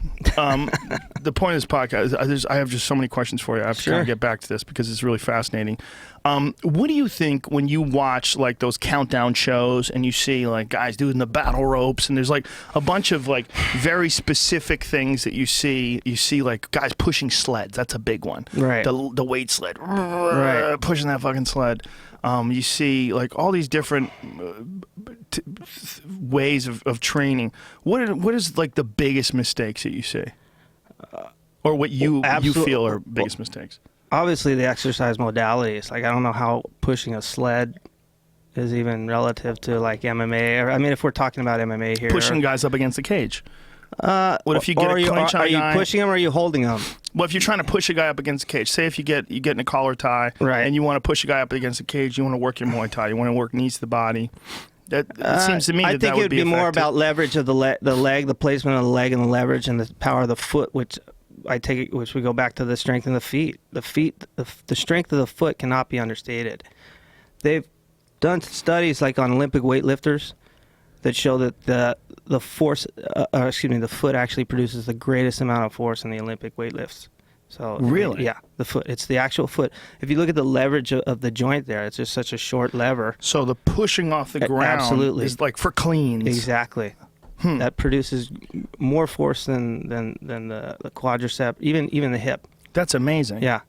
So are you opposed to cleans and presses and things along those lines? I don't have my guys do them, and I'm not going to say they're terrible. I think if you start going too heavy, then yeah, you're overloading your spine and you're doing a disservice to the rest of your body. But like, what's too heavy? I think something that you can't do quickly and incorporate the stretch shortening cycle. Like I said, plyometrics, in my opinion, are the king for strengthening the body. So box jumps, those type of exercises where you're doing the descending bench press and catching it. Anything where the muscle's being put on stretch and then firing back at a faster rate. So you can even do that manually, like to exercise for the hips. You can do that with a hand, throwing the leg down and work it in different angles. So imagine strengthening every muscle in your body plyometrically. Then you've got like a fast twitch animal that's highly trained. Now, can you take a guy who's slow, and you can make him fast? Absolutely. Through the stretch shortening cycle again, which is the neural impulses. that go through the one muscle. And the stretch shortening cycle actually, like, let me give you an example of this. So imagine you go to the doctor and you're sitting in the doctor's chair, and he comes up and he hits you in the knee. You know, he does the patellar test, the kick test. So that's a stretch shortening cycle. And what he's doing, he's testing for any kind of abnormalities, like that might be in your spine, or it might show up in your nervous system. It could be some other kind of disease or whatever. But what it's doing is it's sending a neural impulse through the tendon, okay, all the way up through the muscle into the spine, and then it inhibits the hamstring. So it switches the hamstring off, okay, and that's why your leg jerks without you even having to try to do anything right there. So, like, really? you know, you just sit there. You're not making a kick. So that's what's going on. Exactly. So if you hit the right on the patellar tendon, your leg kicks. It's actually switching off your hamstring simultaneously. At the same time, it's activating the quadricep. So you get a greater contraction out of the quadricep without even trying. That's where the efficiency that you've been talking about comes in. So by training the stretch shortening cycle, you can duplicate that throughout the entire body as long as you're training every muscle like that. So do you have like a standard MMA fighter protocol that you follow, or does it vary depending upon what the athlete brings to you in the first place? Do you try to get them to a place and then work from there? Yeah, absolutely. Like I said, we start with muscle testing to determine weaknesses like the feet and the hips. How do you do these muscle tests? Manual testing, like for example, I'll hold your toes and I'll have you try to push me back, and I'll feel like it's like a manual muscle test, like something a chiropractor might do or a physical therapist, and looking for weaknesses. And then the hips, you can test the abduction and adduction. You can turn the person over and you can test the rotation of their hip here, and all these things play into the mechanics of sporting movements. So the rotational muscles of the hip, if you've got, let's say you're right-handed and you've got weak rotational muscles in the left, in your left leg, that's going to affect your left hook, right? Same with the right hand, straight right hand. If you got a weak glute and ham contraction, you're going to have a weakness in your straight right hand. If you're punching from the hip, I mean, assuming you're punching with good mechanics, right? And so all these factors play into where we want to get them. So first you would remediate the weakest link first. So 99 times out of 100, it's the feet and the hips with the guys. And then usually the lower back and the shoulders. So you can watch the video. I remember Gary, I think, is explaining it when he trained BJ Penn. First we fixed his feet and then his hips. And it's the same strategy for remediating weakness. You want to strengthen all these weak links first to get the kinetic chain working, all the way through. So if you get a guy and say the guy has lower back issues, this is really common with BJJ players, absolutely. Brazilian Jiu-Jitsu guys that work the guard, especially, a lot of them have lower, like Eddie Bravo. Right. He has some serious lower back problems. What would you do to a guy like that? First of all, I'd probably want to turn him over and feel what his spine feels like, and feel for what the vertebrae is lined up like in his hips. And then I do a visual assessment of his lower back and test it. He's an extremely flexible guy, right? In some ways. Yeah. Tight hamstrings, though. Tight hamstrings. Yeah, he's a guy that's all fucked up. I could probably fix him up, no problem. You think so? Absolutely. Really? Guaranteed. Eddie Bravo. Yeah, where you at? Call Nick. Let's go, Eddie. I think I trained with him a long time ago, man. Yeah. He used to wear the headgear and a wetsuit thing on his head. Yeah, he did. Oh, it must be John Jocks. Yeah. This was probably 15 years ago. When he had really long hair. Yeah. He used to tuck his hair in a wetsuit. Yeah. He's a pretty cool guy. Yeah. Yeah, he's awesome. Like he's a character. Yeah. But his flexibility is very unusual. His leg dexterity is very unusual in his hips. His ability to, like what he calls jailbreak, like say if you have him in side control, he can pick his foot up without even grabbing it with his hand, bring it across like that, get a deep butterfly hook, and then turn and face you. Yeah. It's amazing. Yeah.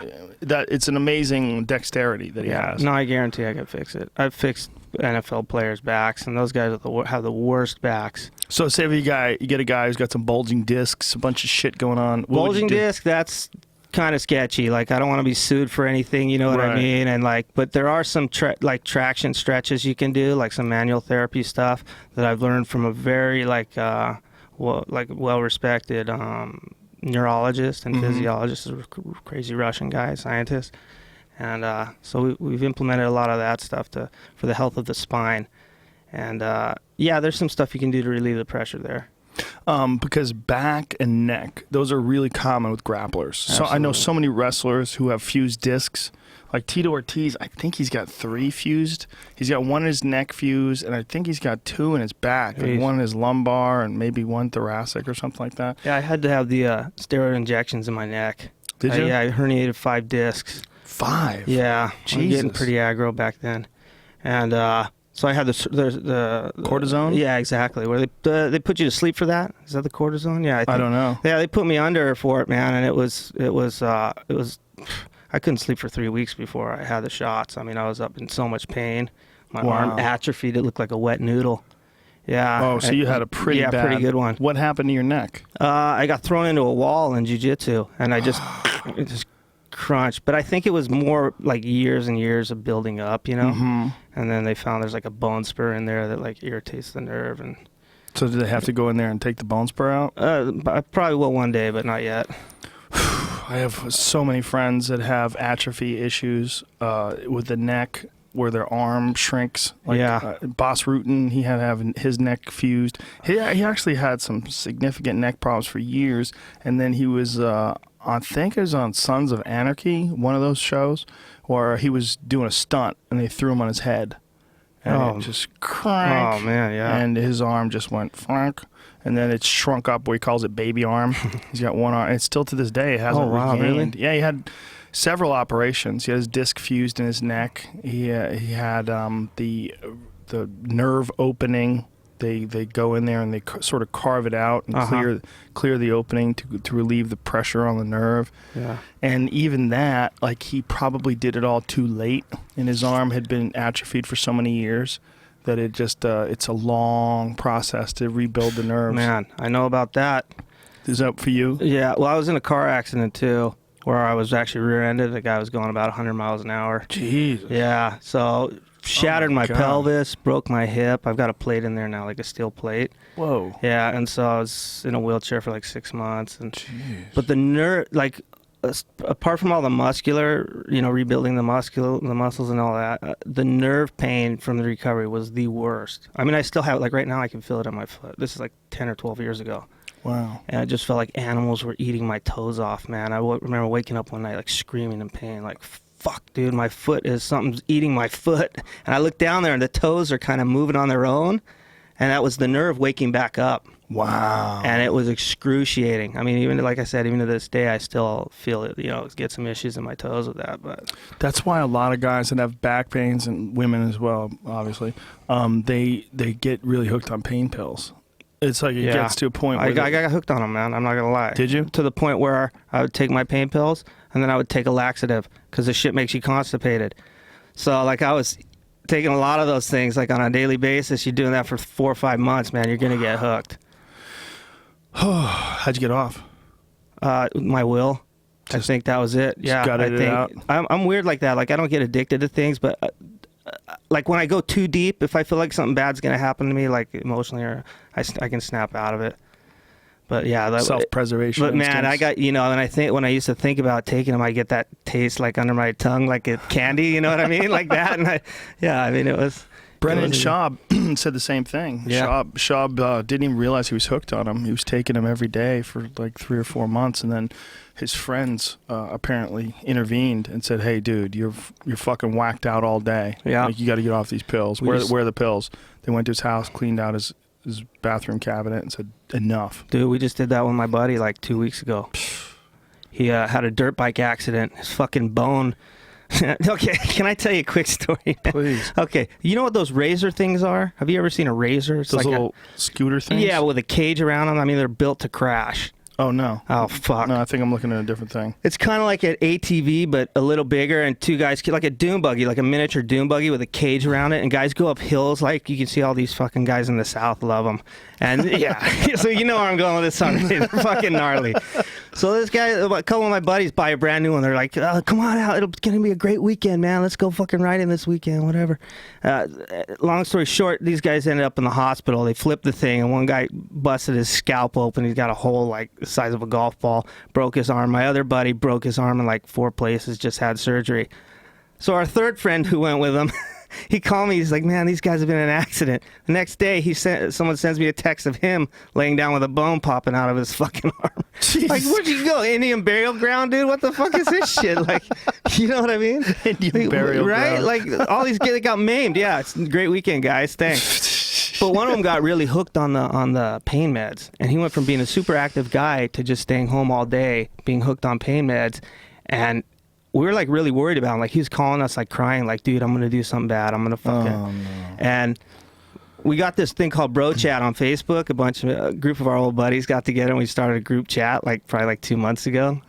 Every one of us has practically been kicked off Facebook for it for one reason or another.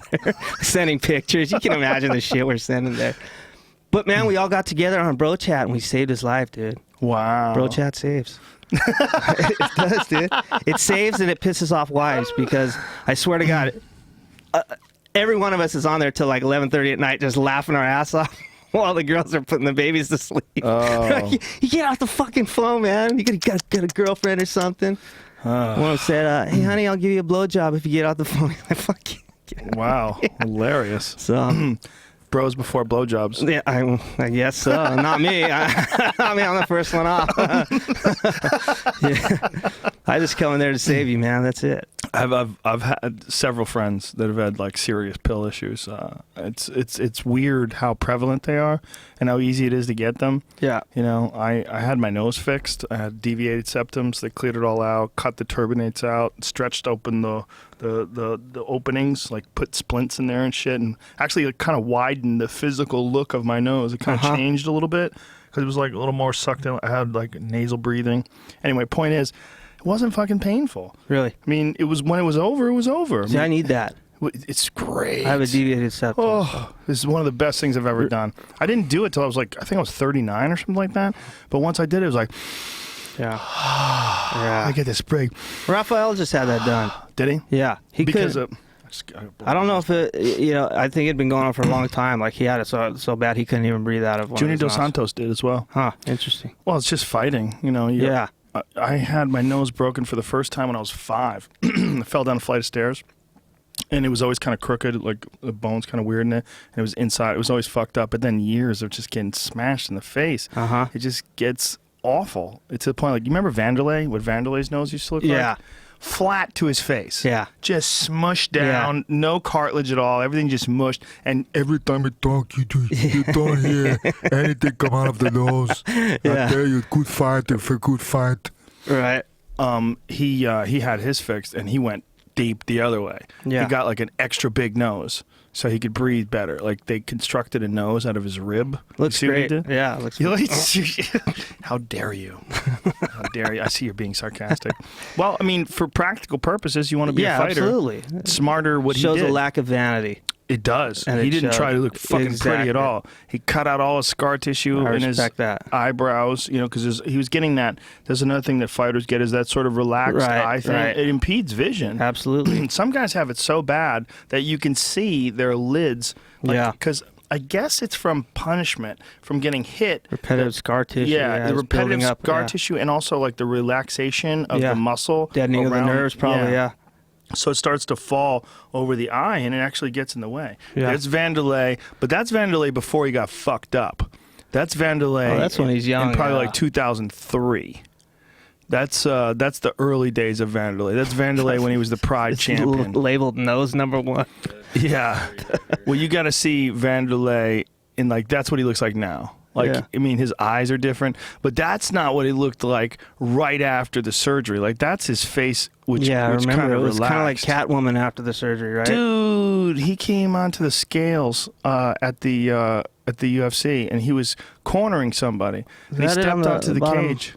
Like, that's him. You see where the pink tape on his gloves? That's him in his best. Yeah. That's before his nose was fucked up.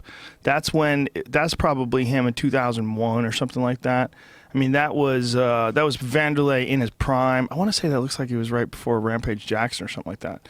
2001, 2002, his nose was fine. And then if you see like Vanderlei versus Chuck Liddell, I have a poster on my wall in my gym at home of Vanderlei versus Chuck Liddell, and Vanderlei's nose is just smashed. It's just like flattened to his face. And that was like that one where his arms are up in the air, Jamie. See that picture up there? Like, click on that. Go large on that. you could see in that one. I think it seems like after the Kung Lee fight. That's tough to tell there. But for a lot of the fights, like his nose was just useless. Yeah. He couldn't breathe out of it. So he went the other way, and he got this fucking crazy nose job where they gave him a bigger nose so he could breathe out of it. Yeah. So you see like nose number 3, like that image right there. Yeah. Look how much bigger his nose is. But that's smart. It's like he did that so he could breathe out of it better. It's a lot bigger. Like the bone or the cartilage, you could see it like goes lower.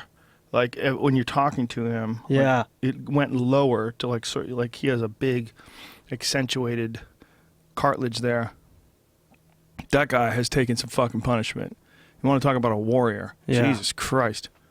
I mean, that guy has been in fucking wars. Like down there, you see all those images? Look at that one where he's got the white tank top right there to the right of that, right below that. Yeah, right there. That's where you could see. Tough. Nah, it's not even at his worst. It's not even at his worst. At his worst was right before he got the operation. I think it was just completely Is that fucked. after the operation right there? I don't think that might be photoshopped. That's him.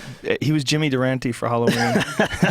Ha-cha-cha-cha. Boy, that's a dated reference. There, right there, that black one in the black shirt. Oh man.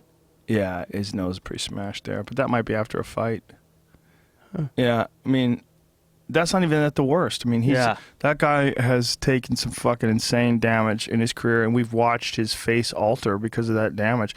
Out of all the fighters in the UFC and in Pride and in MMA in general, his face has altered the most because of punishment. Yeah. Minotauro's probably second. Pretty close. Yeah.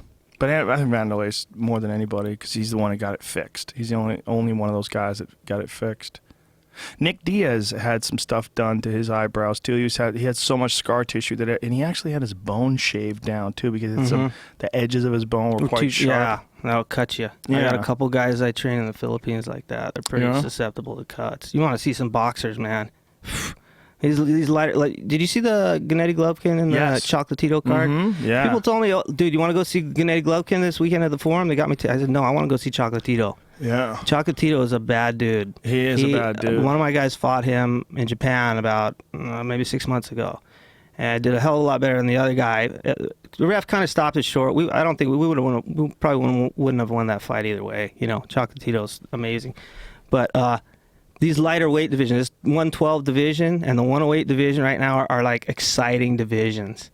And I'm just stoked that they got some coverage in the U.S. like on HBO because it shows like, I mean, it's really stacked. If you really look into it, the lighter weight, man, it's really stacked and there's a lot of action, like a lot of knockouts. As long as they have short referees, everything looks okay. Like a jockey who doubles as a ref, that'd be sick. You need like if you have a 108-pound fighter, you gotta have a little tiny referee, right? You know, and maybe lower the ropes a little bit too. Like good move. I would. Yeah. I really thought about that the last fight. Like, so you see better. But I got a guy who I train in the Philippines, Donnie Ahas Nietes. He's the longest reigning Filipino champion of all time. And this guy is such an exciting fighter. His nickname is Ahas, which in Tagalog means snake. Whoa. So he moves like a snake in the ring, like his head movement, his speed and timing are just on another level. But he's got one-punch knockout power. For a 108-pound fighter, it's ridiculous the power this guy generates. Whatever happened to Nonito Donaire? He's, I'm actually going to be seeing him in a few weeks in the Philippines. Yeah? He's, I worked with him for one fight, and I actually ended up having to leave maybe 3 or 4 weeks before the fight.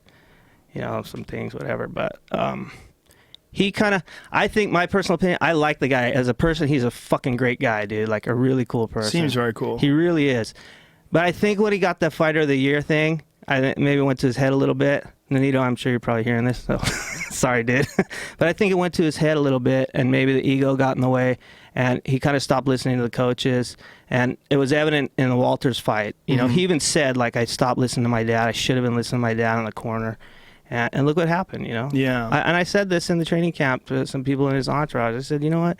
He's not listening to me. He's coaching his dad, like, how to train him. Like, you know, this guy could potentially be one of the best boxers we've ever seen if he just listens.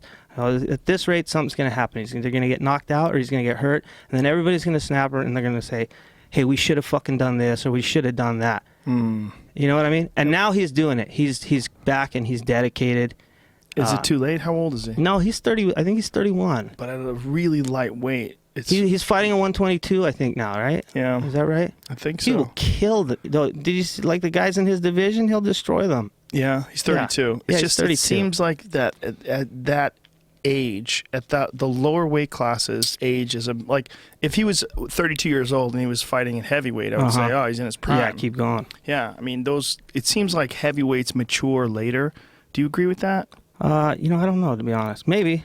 I was wondering about that. That's one of the things I wanted to ask you about. Is it because like a guy like Vladimir Klitschko is just this massive person? Yeah. I always wondered, like, does it take longer to develop efficiency of movement and the ability to move your body better, to understanding your body, if you have more of it to learn?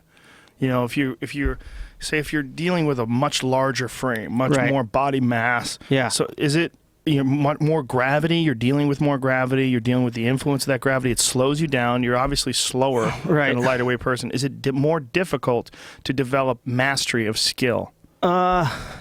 Yeah, I think that's a good question, Joe. I think there is maybe some truth to that. Like the length of the limb requires, the leverage that you get on the muscles is going to be a lot greater. Like the torque you need to generate out of the smaller muscles to control the larger limb, of course, that's going to play a big role.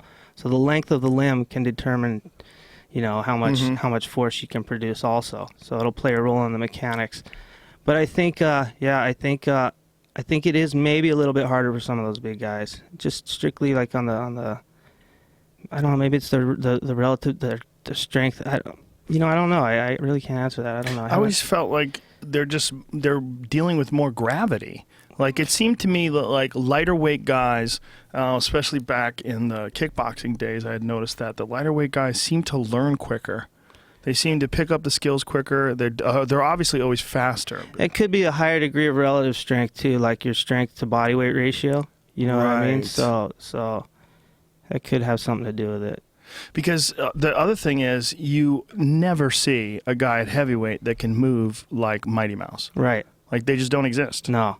I mean, if you watch Mighty Mouse, Demetrius Johnson, the UFC flyweight champion, the guy who, in my opinion, is the best pound-for-pound fighter in the world. I think when it comes to taking the least amount of punishment, the ability to make great fighters look average, the ability to impose his skill set, and never runs out of gas, and is always technically, he's always in the best position. He's always doing the right thing. Like, he's really, really well trained.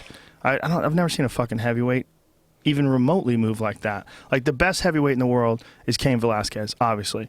And you think he's going to beat Verdum? It's a tough fight. Yeah. It's a very tough fight because his big strength is taking guys down. Yeah. Take Verdum down, you're in a world of shit. Yeah. That guy is no joke off his back. No. His fucking guard is head and shoulders above anybody that Cain has ever faced, without a doubt. Absolutely. And I don't know who he brought in to train with it, but they're not good enough. No. Who the fuck are you going to bring? Unless you bring it in, you'd have to bring in like a Vinny Magalhaes, like someone who's like a really, and only specifically work the ground aspect of it, because Vinny can't hang with Verdum on the feet. Right. Because Rafael has done an amazing job of taking those guys and turning them into kickboxers. Mm-hmm. I mean, he's a master. Rafael Cordeiro, one of the original guys from Shoot the Box, the original Brazilian berserker camp out of Curitiba, Brazil. They were fucking animals, man. Yeah. They were just the most feared camp ever at the time, But he's so smart and so skillful at taking those like grapplers and turning them into elite strikers. You look at Dos Anjos, you look at Verdum. Verdum out kickbox Travis fucking Brown. Right. And Travis Brown's an animal. Right. You figure if Verdum's going to beat Travis Brown, he's going to take him down, submit him, right? Mm-hmm. No. Kicked his ass standing. I mean, that was crazy. Watch him double jab Travis Brown. And, I mean, it was crazy to watch. Yeah. When you go back to his fight with Junior Dos Santos, or even before that, his fights in Pride, and you see the rudimentary striking he had back then, and then you look at his abilities now, pretty goddamn impressive. Cordeiro's a great striking coach, and a humble guy too. Really, really nice guy. He's a great guy. I love that dude. But if you look at the best fighters in the world, the two best guys in the heavyweight division currently, the best of all time, I kind of got to go with Fedor. I just think Fedor, really? Yeah, I think he's the best of all time in the heavyweight division. Maybe Cain would have beat him. I would have loved to have seen him. What about the natural? Randy is really a light heavyweight. I mean, I think at heavyweight he was undersized. I mean, he was a great fighter. But I think, honestly, pound for pound, I just don't. I mean, Fedor easily could have been 205 too. By the way, he wasn't a like when you see a guy like that's carrying around all that extra fat. What do you think about that? Like Kane carries around extra fat. Yeah, I think as long again, that's does it matter? Obviously not. But it does it. I mean, look, he's obviously a monster. Right. But would he be better if he had very little more body muscle? fat? Yeah. No, not necessarily. No, because that goes back to what we're saying about like the rate of force development and how, if you look how explosive Fedor is, despite not looking like Hercules. Right. That goes back to what we're talking about, the rate of force development and how the nervous system, plays the greatest role in how much force you produce. So how explosive you are. He's an interesting case, too, in that he started off his career early on. He was into heavy kettlebells, did a lot of lifting, and he was a thicker, bigger guy. Yeah. And then as time went on, he talked about how he didn't lift weights anymore, and he just relied on skill training. Yeah. He just would wrestle and do his sambo and kickboxing and all that stuff.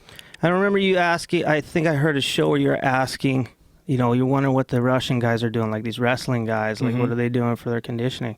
The truth is, not much. They're not doing weights. A lot of them, they're just wrestling.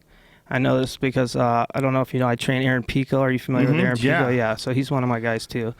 So I train him, and he goes out there for months at a time and trains with the Russians and the Ukrainian national teams. And he says, no, they just wrestle. That's it. No strength and conditioning at all? Not really, no. Wow. What do you think about that? Maybe some running and stuff like that.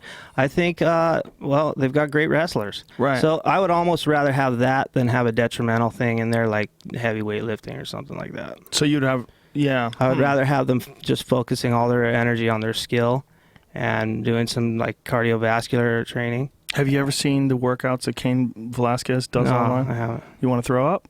Sure. Okay. Yeah. I don't mean in a good way. Let's check it out. Cain Velasquez has some weightlifting routines that he has some guy working out with him. I showed it to Steve Maxwell, and Steve Maxwell got angry. Really? Yeah. Let's check it out. He's like, you got a video. Yeah, show kettlebell swings. He's doing like really heavy kettlebell swings. I'm not lying. Maxwell got angry. Really? He got angry. Steve Maxwell, the kettlebell master, right? That guy's been into it for a long time, huh? Well, he's not just kettlebell master. He's just like an overall fitness guru. Right. Like he understands the human body. He's like a real student of all sorts of different modalities. Like, watch this. Yeah, watch this. He's got this giant kettlebell that he's doing. Look at this.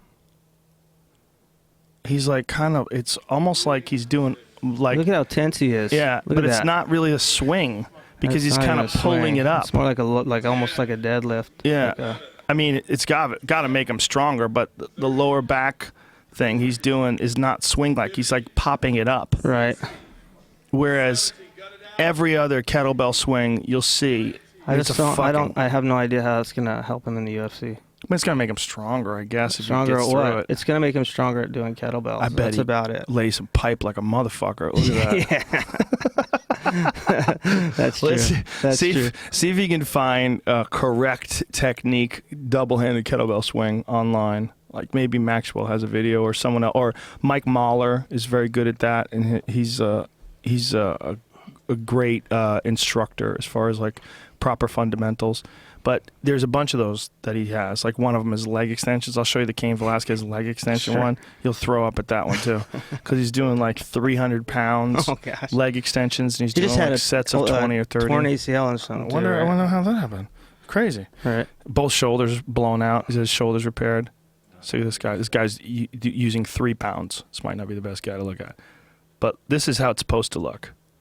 Right? He's popping his hips forward, and the arm swings. That's why it's called a kettlebell swing. Kettlebell phase too, like 10, 15 years ago. You were an early adopter? Yeah. I love them. Do you? My favorite thing to work out with. You know what? I like for an athlete, I wouldn't have them doing them, to be honest. Really? Yeah. But for like guys like you and me, as we're getting older, like I'm gonna be 42. Like I need to keep the muscle on a little bit. So for general fitness, I don't think there's anything wrong. Performance-wise, like I said, the movement pattern there. You're sitting back on your heels. You're training. You're sitting back on your heels. You're training yourself to. I felt it affect me. Like I've been in that position where I've been training with guys, and I'm like, fuck, why is this guy taking me down? I'm way better than this dude. Like, but he's beating me to the punch every time. because I was sitting back on my heels. I was in that kettlebell posture when I'm standing there trying to do a takedown. And I'm standing there with my back bent and my heels are flat on the ground. Why couldn't I get off my toes? Because I've trained my body to sit back on the heels. That's interesting. So your body like automatically went into that posture. Exactly. So you can retrain that, though. That's the good thing. It takes some time, but you train the forefoot so you're quicker on the...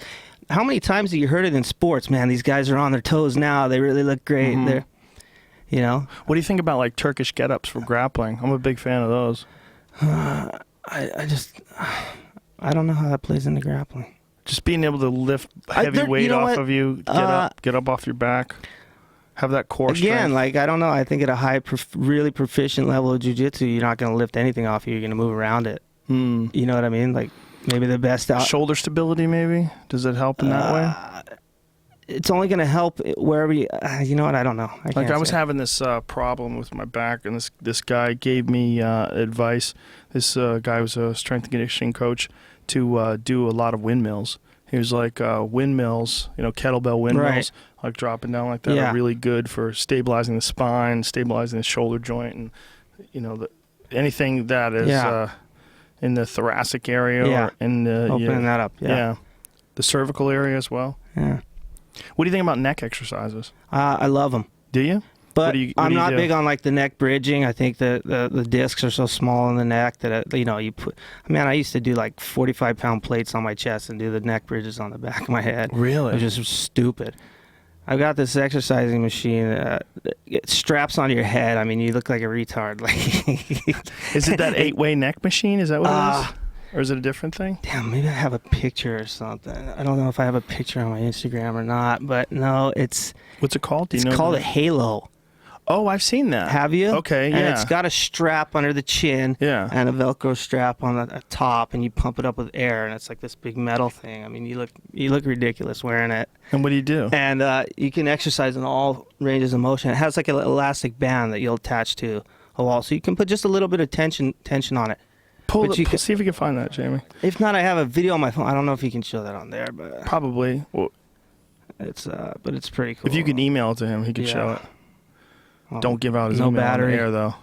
No, you don't have a battery. No. We have a charger, so I'm sure. That's an iPhone. Yeah. Is there a charger? This thing? Is this it right here? Similar to that. Netflix Halo.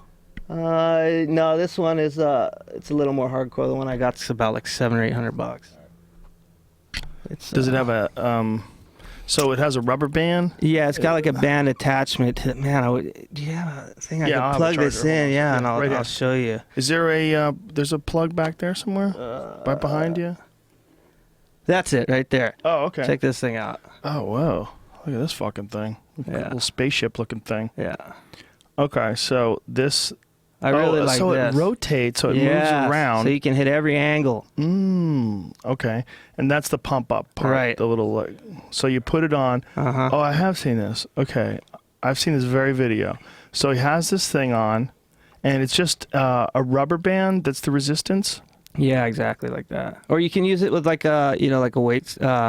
So he's moving his head and spinning around in a circle. Yeah. So you can exercise at all different angles. And what is the resistance, though? Is the resistance the spinning of his head, or is it pulling? It's a combination of the two. So that looks like a cable. So if you see it's pulling right there, he'll be exercising the side of his head. If he faces it, he'll be exercising the back of his neck. Excuse me, the back side of his neck. That he looks like he's got a steel cable, like he's doing a lat pull down. Yeah, he's probably got it hooked up to like a cable machine. But I have a guy I'm training right now. He's actually going to Mexico next week for a title fight. But he put on 2 inches in the last month. Of his neck? Yeah, on his neck. Is that good? Yeah, it's fucking great. It's 108 pounds with a 16-inch neck. Jesus Christ! It's called the Iron Neck, a dynamic neck strengthening rotary cable attachment. Gives pointers as he takes a college football player through the Iron Neck basic workout. Huh. So you have this guy, he puts this exact thing on that you got right here. Yeah. And then what do you have him do with this? Similar stuff to like what you just saw right there, like rotational exercises of the neck. And it's all... Like this, look like that, circular movements, all different movements. And that doesn't fuck with the discs or anything? No. Because it's very lightweight? Well, yeah, if you're going to go on there and put 80, 90 pounds on there, 100 pounds or something. What do you think about those traditional ones that people use, those leather things with the chain that hangs down? I'm not a big fan of them. No? I think because it's too linear, and again, you don't really get the stretch out of the muscle. It's just like an isotonic contraction, so that's just the same weight going up and down over and over. Right. Now, would you recommend something like that to somebody who had a neck injury they're trying to recover This one from? here? Yeah, you know what? I think, actually, I believe they use them at the Disc Institute or the spine, the place in L.A., Marina Del Rey, the Spine or whatever, Disc or something like that. Whatever I think the name of the place is, yeah. Yeah, I think they have it there. So they use that for rehabilitation? I believe so, yeah. Because there's a lot of different, like Kelly Starrett again, I hate to bring him up again, but he hates a lot of these machines that are out there, like those machines where you can lean four-way neck, side. flexion, extension, all that stuff. Do you hate those things too? I don't hate, but Right. I just I don't use them. Yeah. I think it's the pattern of the movement is too linear. It's not efficient enough for sports and stuff. Right, so it doesn't mimic how you would use the neck in real life. Same like a squat or maybe a bench press. You know what I mean? So I think if there would be a way to strengthen your neck up, that would be really crucial for striking sports. Anything where your head's getting jolted back more than it should. Yeah. And then the endurance of the neck as you're in a longer bout, it can't resist anymore, and then you get your head flies back more. Absolutely. Guys doing their time. I think it's been shown too to reduce concussion, like the damage from head injuries, So, I'm sure. So that Ruslan, we use that thing frequently. You can do it also with an exercise ball. You can put it against the wall and roll your head against it, There's a lot of different ways. You can use a towel, and so I've got a lot of different modalities I use. But yeah, we really focus with Ruslan durability for this training too. Really building the abdominals and the obliques and the lower back and then the neck. And what kind of exercises do you do for the abdominals? I like the we call it the horse, but the glute ham machine. You can do a lot of abdominal exercises on there. You can do the Russian twist. I like that exercise. I like a lot of medicine ball, rotational medicine ball throws. So the glute ham machine, you're leaning back. So way back on the big padded. Yeah, hump. exactly that one. Yeah. So, why do you like that one particularly?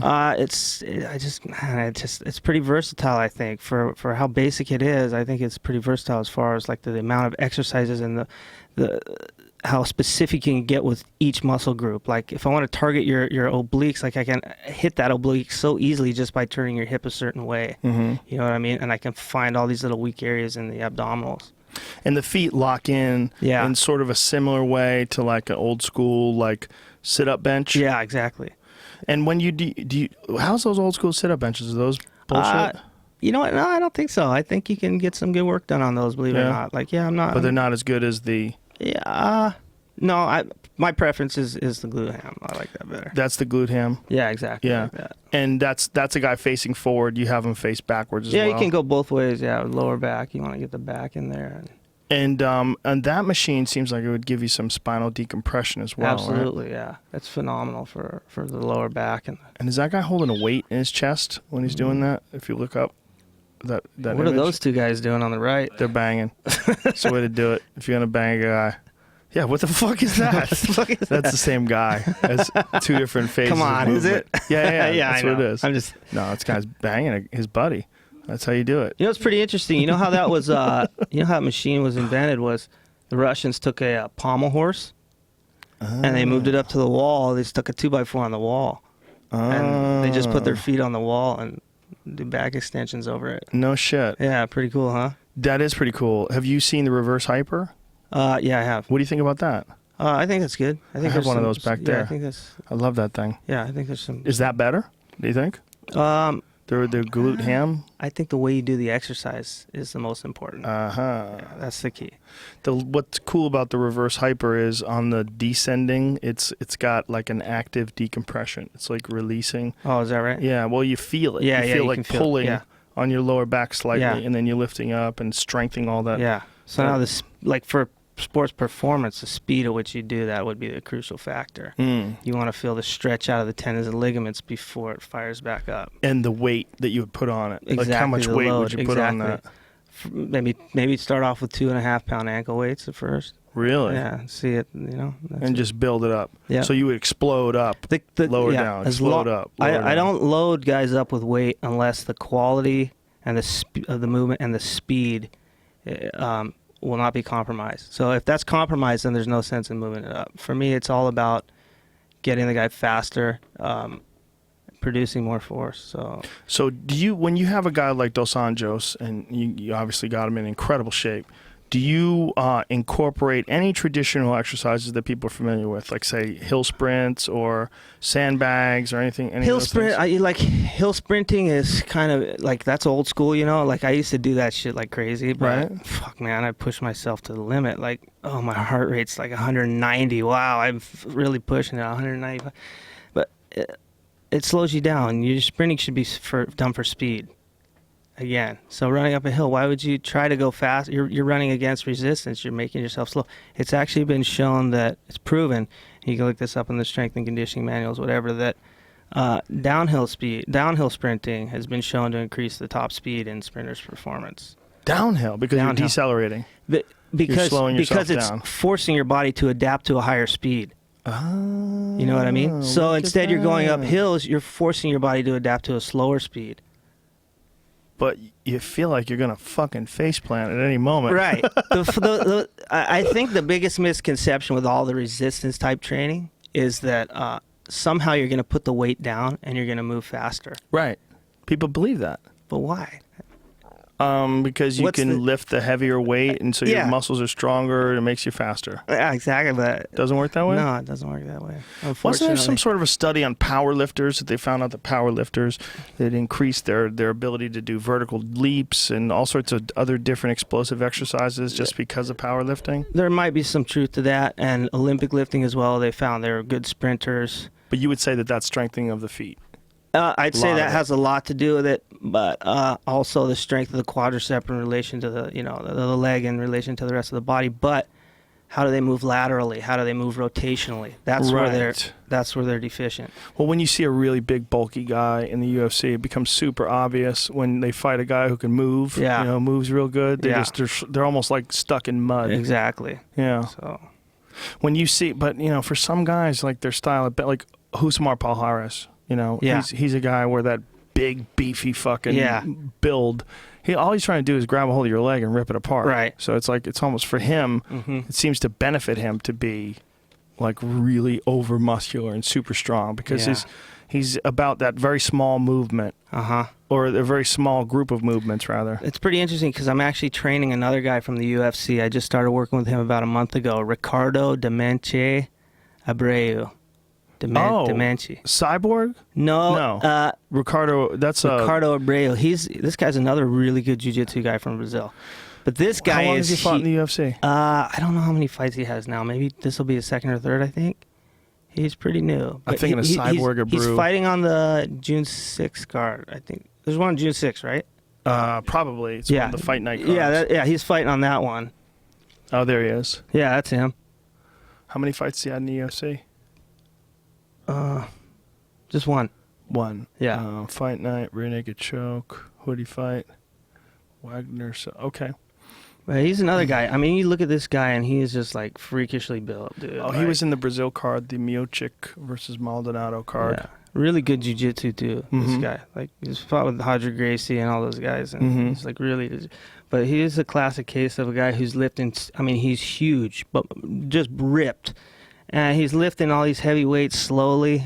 And I got him out there the first day sprinting. I couldn't believe how slow the poor guy was. Slower than molasses. It blew my freaking mind. Here's this gigantic muscle-bound guy, and the guy couldn't. It looked like he was jogging. Really? Yeah. Maybe he was taking it slow because he thought you were going to torture him. No, dude. Go slow today. My friend, I'm not going to get that tired. No, and then I have him do like a throw-off, like what I showed you with the plyometric bench press type movement, like maybe like 45 pounds. Right. The guy could barely throw it off 6 inches. Really? Yeah, because his muscles are trained to be short and slow here. So the body remembers the movement pattern and the speed, not just, you know what I'm saying? So you're training slow twitch. And now, already a month later, like, we're getting huge gains, like getting explosive. Like Friday was a breakthrough day. Yeah? Yeah. A month later. Yeah. That's interesting. Yeah. That's interesting. So you would take a guy like that. Like, Yeah. he's a good example. Thick, very He's physically strong. obviously freaking huge, right? Right. Yeah. So what do you do with a guy like that? Like, what's the first thing you do? First thing I do is get him moving, dynamic movements, getting him to move a little quicker on his feet, learning how more coordination exercises, but keeping him loose and dynamic rather than anything that's tense and going to tighten him up. So, like, even the shadow boxing a month ago was just like it looks like slow motion. Now it looks pretty good. Like, that's amazing. You can do so much progress, or make so much progress happen in such a short period of time. Yeah, it is. And I'm not going to say it was easy, because this is one of the harder cases. Usually it takes about 2 weeks before I start seeing a difference. But no, once you get that breakthrough and you start seeing them moving differently and quicker, man, it's on from there. It's like, okay, now we can start really progressing it and hitting the nervous system with really like intense biometrics and stuff like that. Now, how cutting edge is this style of training? I mean, Marinovich, did he invent all this? Or Marv did was he took scientific studies from what the Russians had developed back, during the Cold War period, and he translated it into his exercises. And so I'd say at least 80% of what I'm doing is stuff that he's come up with. 80%. Yeah, maybe 75, 80, yeah, but something like that. And how did you do like an internship with him? Like, how did you? Yeah, and even if it's not what he's doing, it's something along the lines. It's something similar. It's very heavily influenced by what the Russians came up with and their studies of the nervous system.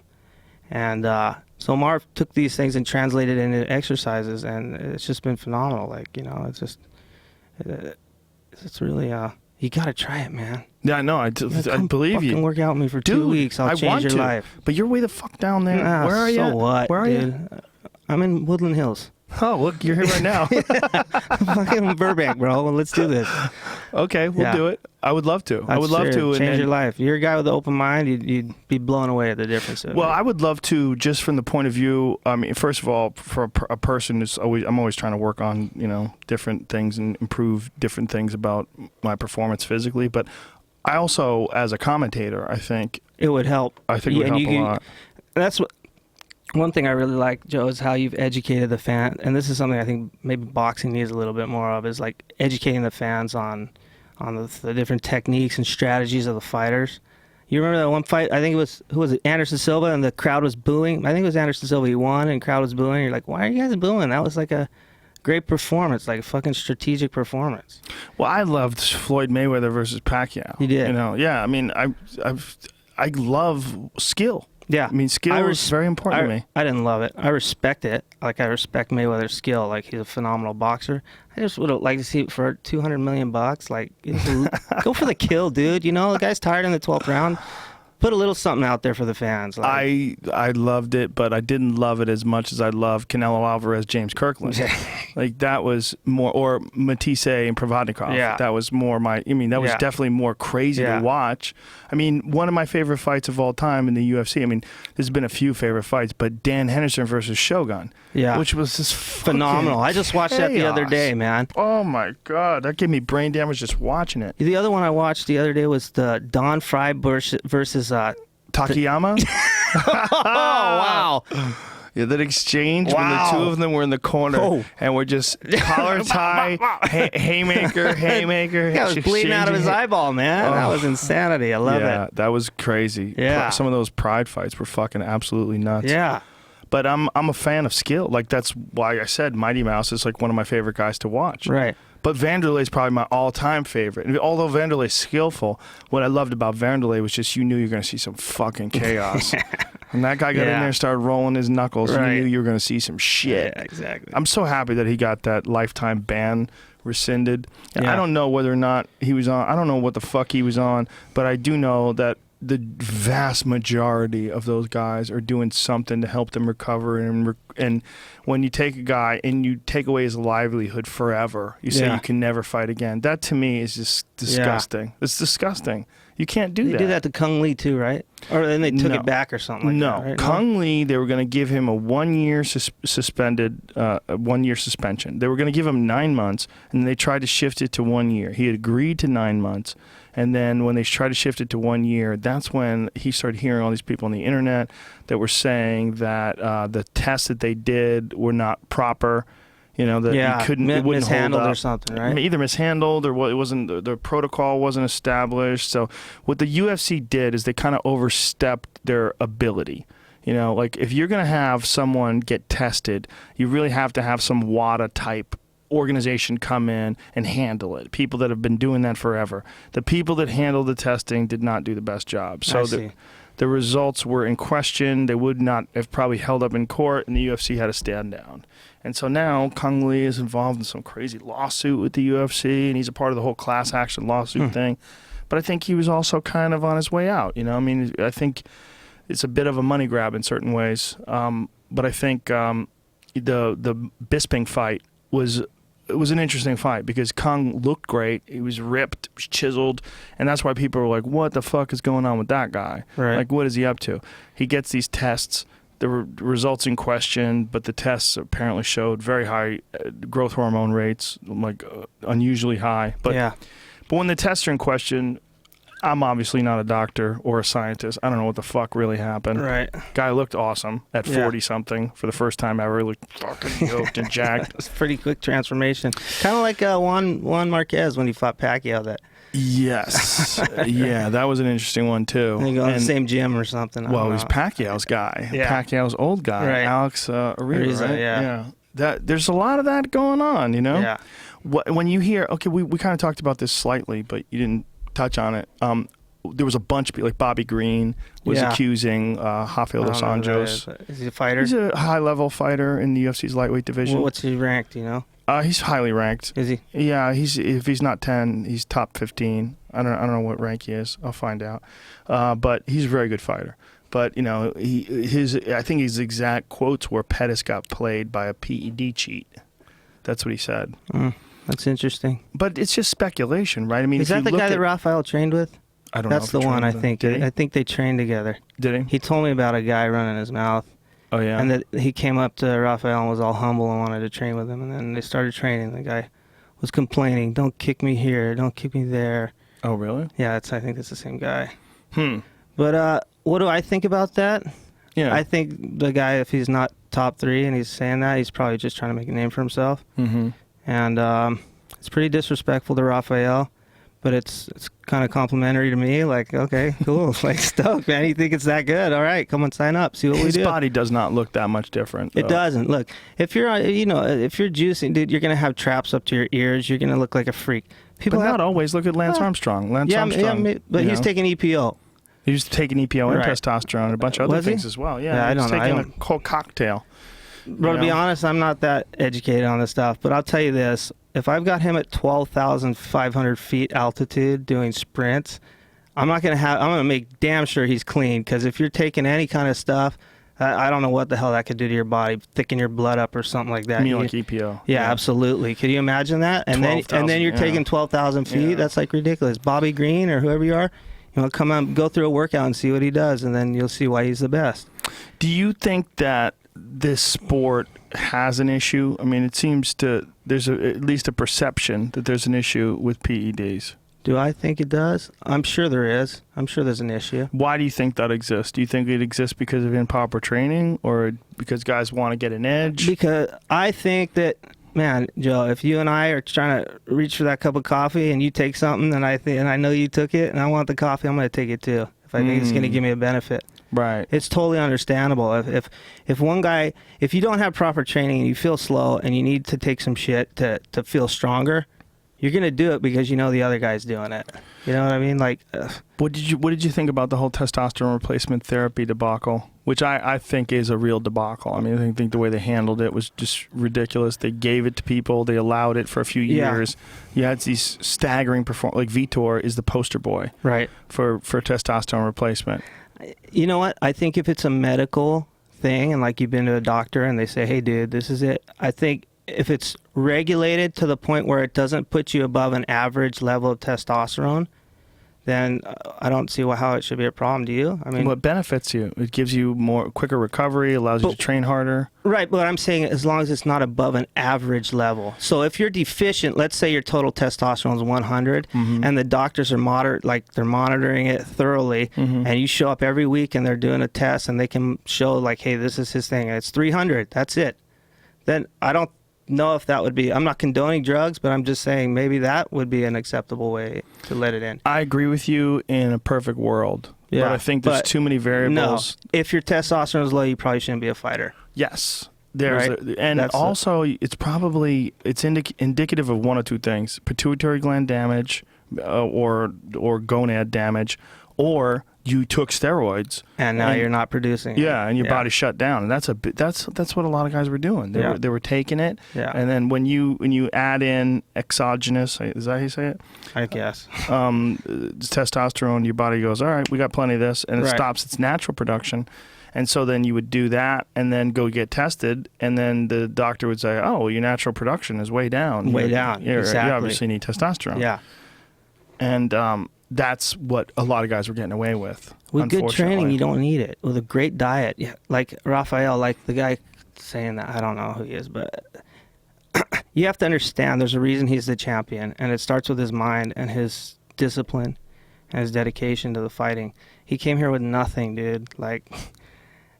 his diet is impeccable. His training is impeccable. I mean, he drives 2 hours to train with me, dude. That's dedication. Like, you do all the PEDs in the world you want. If you're not willing to make those sacrifices to beat him, like the same sacrifices that he makes, you're not going to beat him.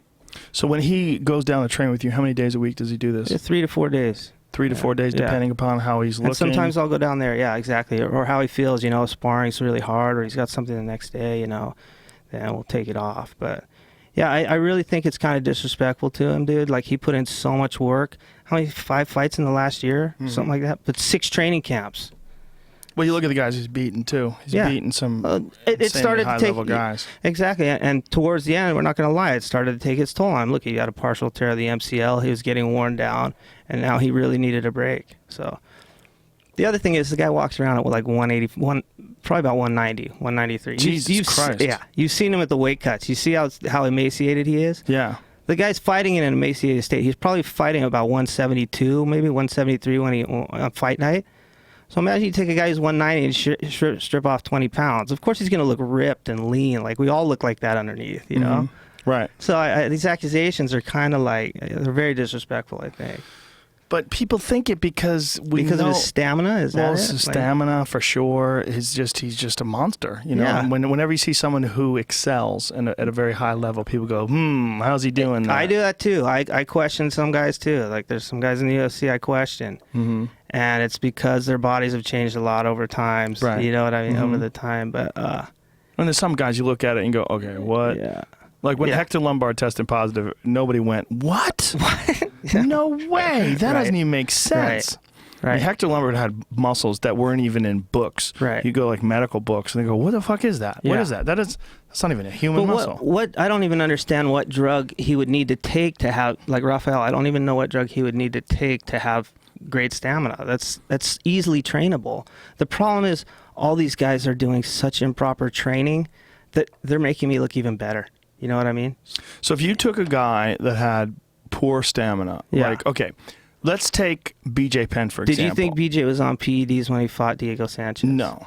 Why? No. Well, I watched his training. Well, first of all, BJ's one of those guys. There's only a few guys. Yeah. He wouldn't even take a fucking IV for the Frankie Edgar fight. He wouldn't even rehydrate with an IV, which I think is crazy. Yeah. But BJ's one of those guys where I don't think he's done anything ever. I don't either. I don't think he would either. Why do people think Raphael has? Because he's Brazilian? Yeah, that's one reason. And he's not like the most handsome dude in the world. Sorry, Raphael. What are you trying to say? No, but you know what I mean? He's not going to be on the cover of a Wheaties box. Like, he's from Brazil. The dude comes here to fight. I mean, he's a fighter, dude. That's how fighters look. Sorry, Yeah. Well, I mean, he's obviously done... Even if he had done any sort of PED, there's no fucking PED in the world that makes you that good. No. That's hard work. Yeah. Hard work and dedication, 100%. Not only that, but they did blood and urine testing for the fight. Mm-hmm. Yeah. You know what I mean? Like, I think it was 3 weeks out from the fight. Like, right. And then they did urine testing after. I mean, they can detect some stuff from what I understand. Like, I'm not like a master of Mexican supplements, but I know a little bit. And so, I don't know. keep bringing the compliments, man. I like it. Fuck, dude. So if you took a guy that was known for not having the best stamina in the world, a guy who fades, how much time would you need to get him to a point where he had a fight? Like, say if he's fighting a title fight. Like, let's take a guy who's known. Here's a good example. Tyron Woodley, who's one of the best 170-pound fighters in the world, carries a lot of muscle mass. Right. You look at Tyron, he's fucking huge. I mean, it's amazing that guy makes 170. And that guy is yoked as fuck. And when he gets in the cage, I don't know how much he weighs, but it ain't 170. Right. You know? And he's known for being very fast, very strong in the first round, but slows down a little bit in the second and third. Right. How much time would you need with a guy like that? And what would your advice be to a big, muscular guy like that? 3 weeks. Probably about 3 weeks, I think. That's it? Yeah. I could probably get him going in 3 weeks. 3 weeks? Yeah, 3 weeks. How come you only need that much time? I'm just kind of trying to base that off of, like, past experiences. I'd say about 3 weeks to get him up ready for about 5 rounds. He might struggle a little in the 5th round, but you give me a full training camp with a guy, he'll do like 7 or 8 rounds hard, no problem. 7, 8. No, what is a full training camp for you? Like, if you ideally roughly 8 weeks.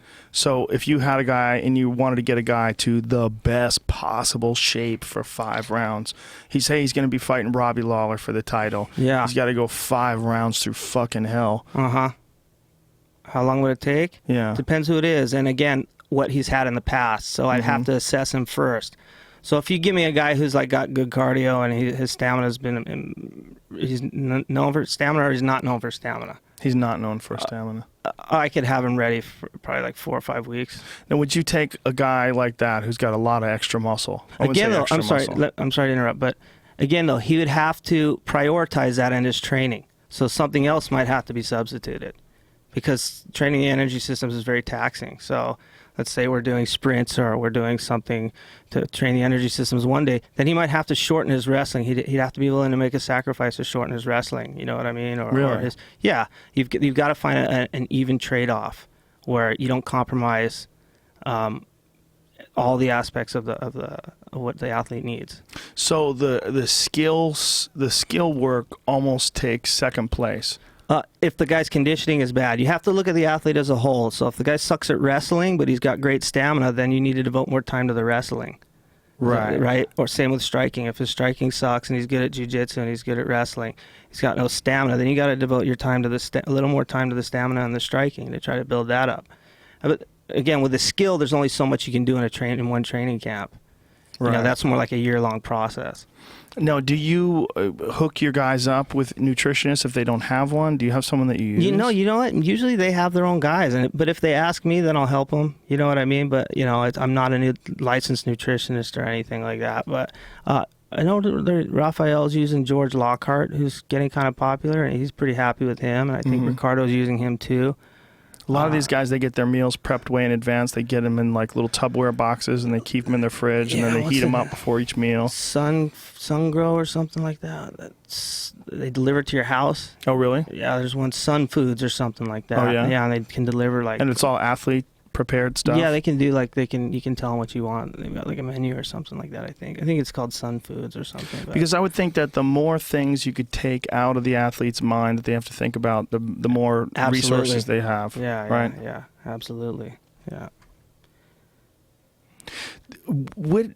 How did, when they developed this sort of style of training, was this met with skepticism? Absolutely. It still is. Still is. Yeah, there's going to be a lot of haters on the comments on YouTube, I promise. No, I'm sure. You can't squat. What do you mean you can't do a deadlift? You know what I mean? Like, right. Unless you can show us the proof in what you're saying. Like, we already know the proof is out there. You just have to read the fine text of the nervous system training, you know, the records that they have on the nervous system training.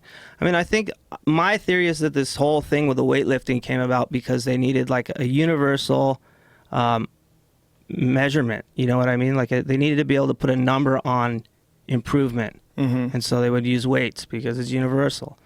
So that can kind of show, regardless of whether or not it's good for sports, it's just showing an improvement in strength.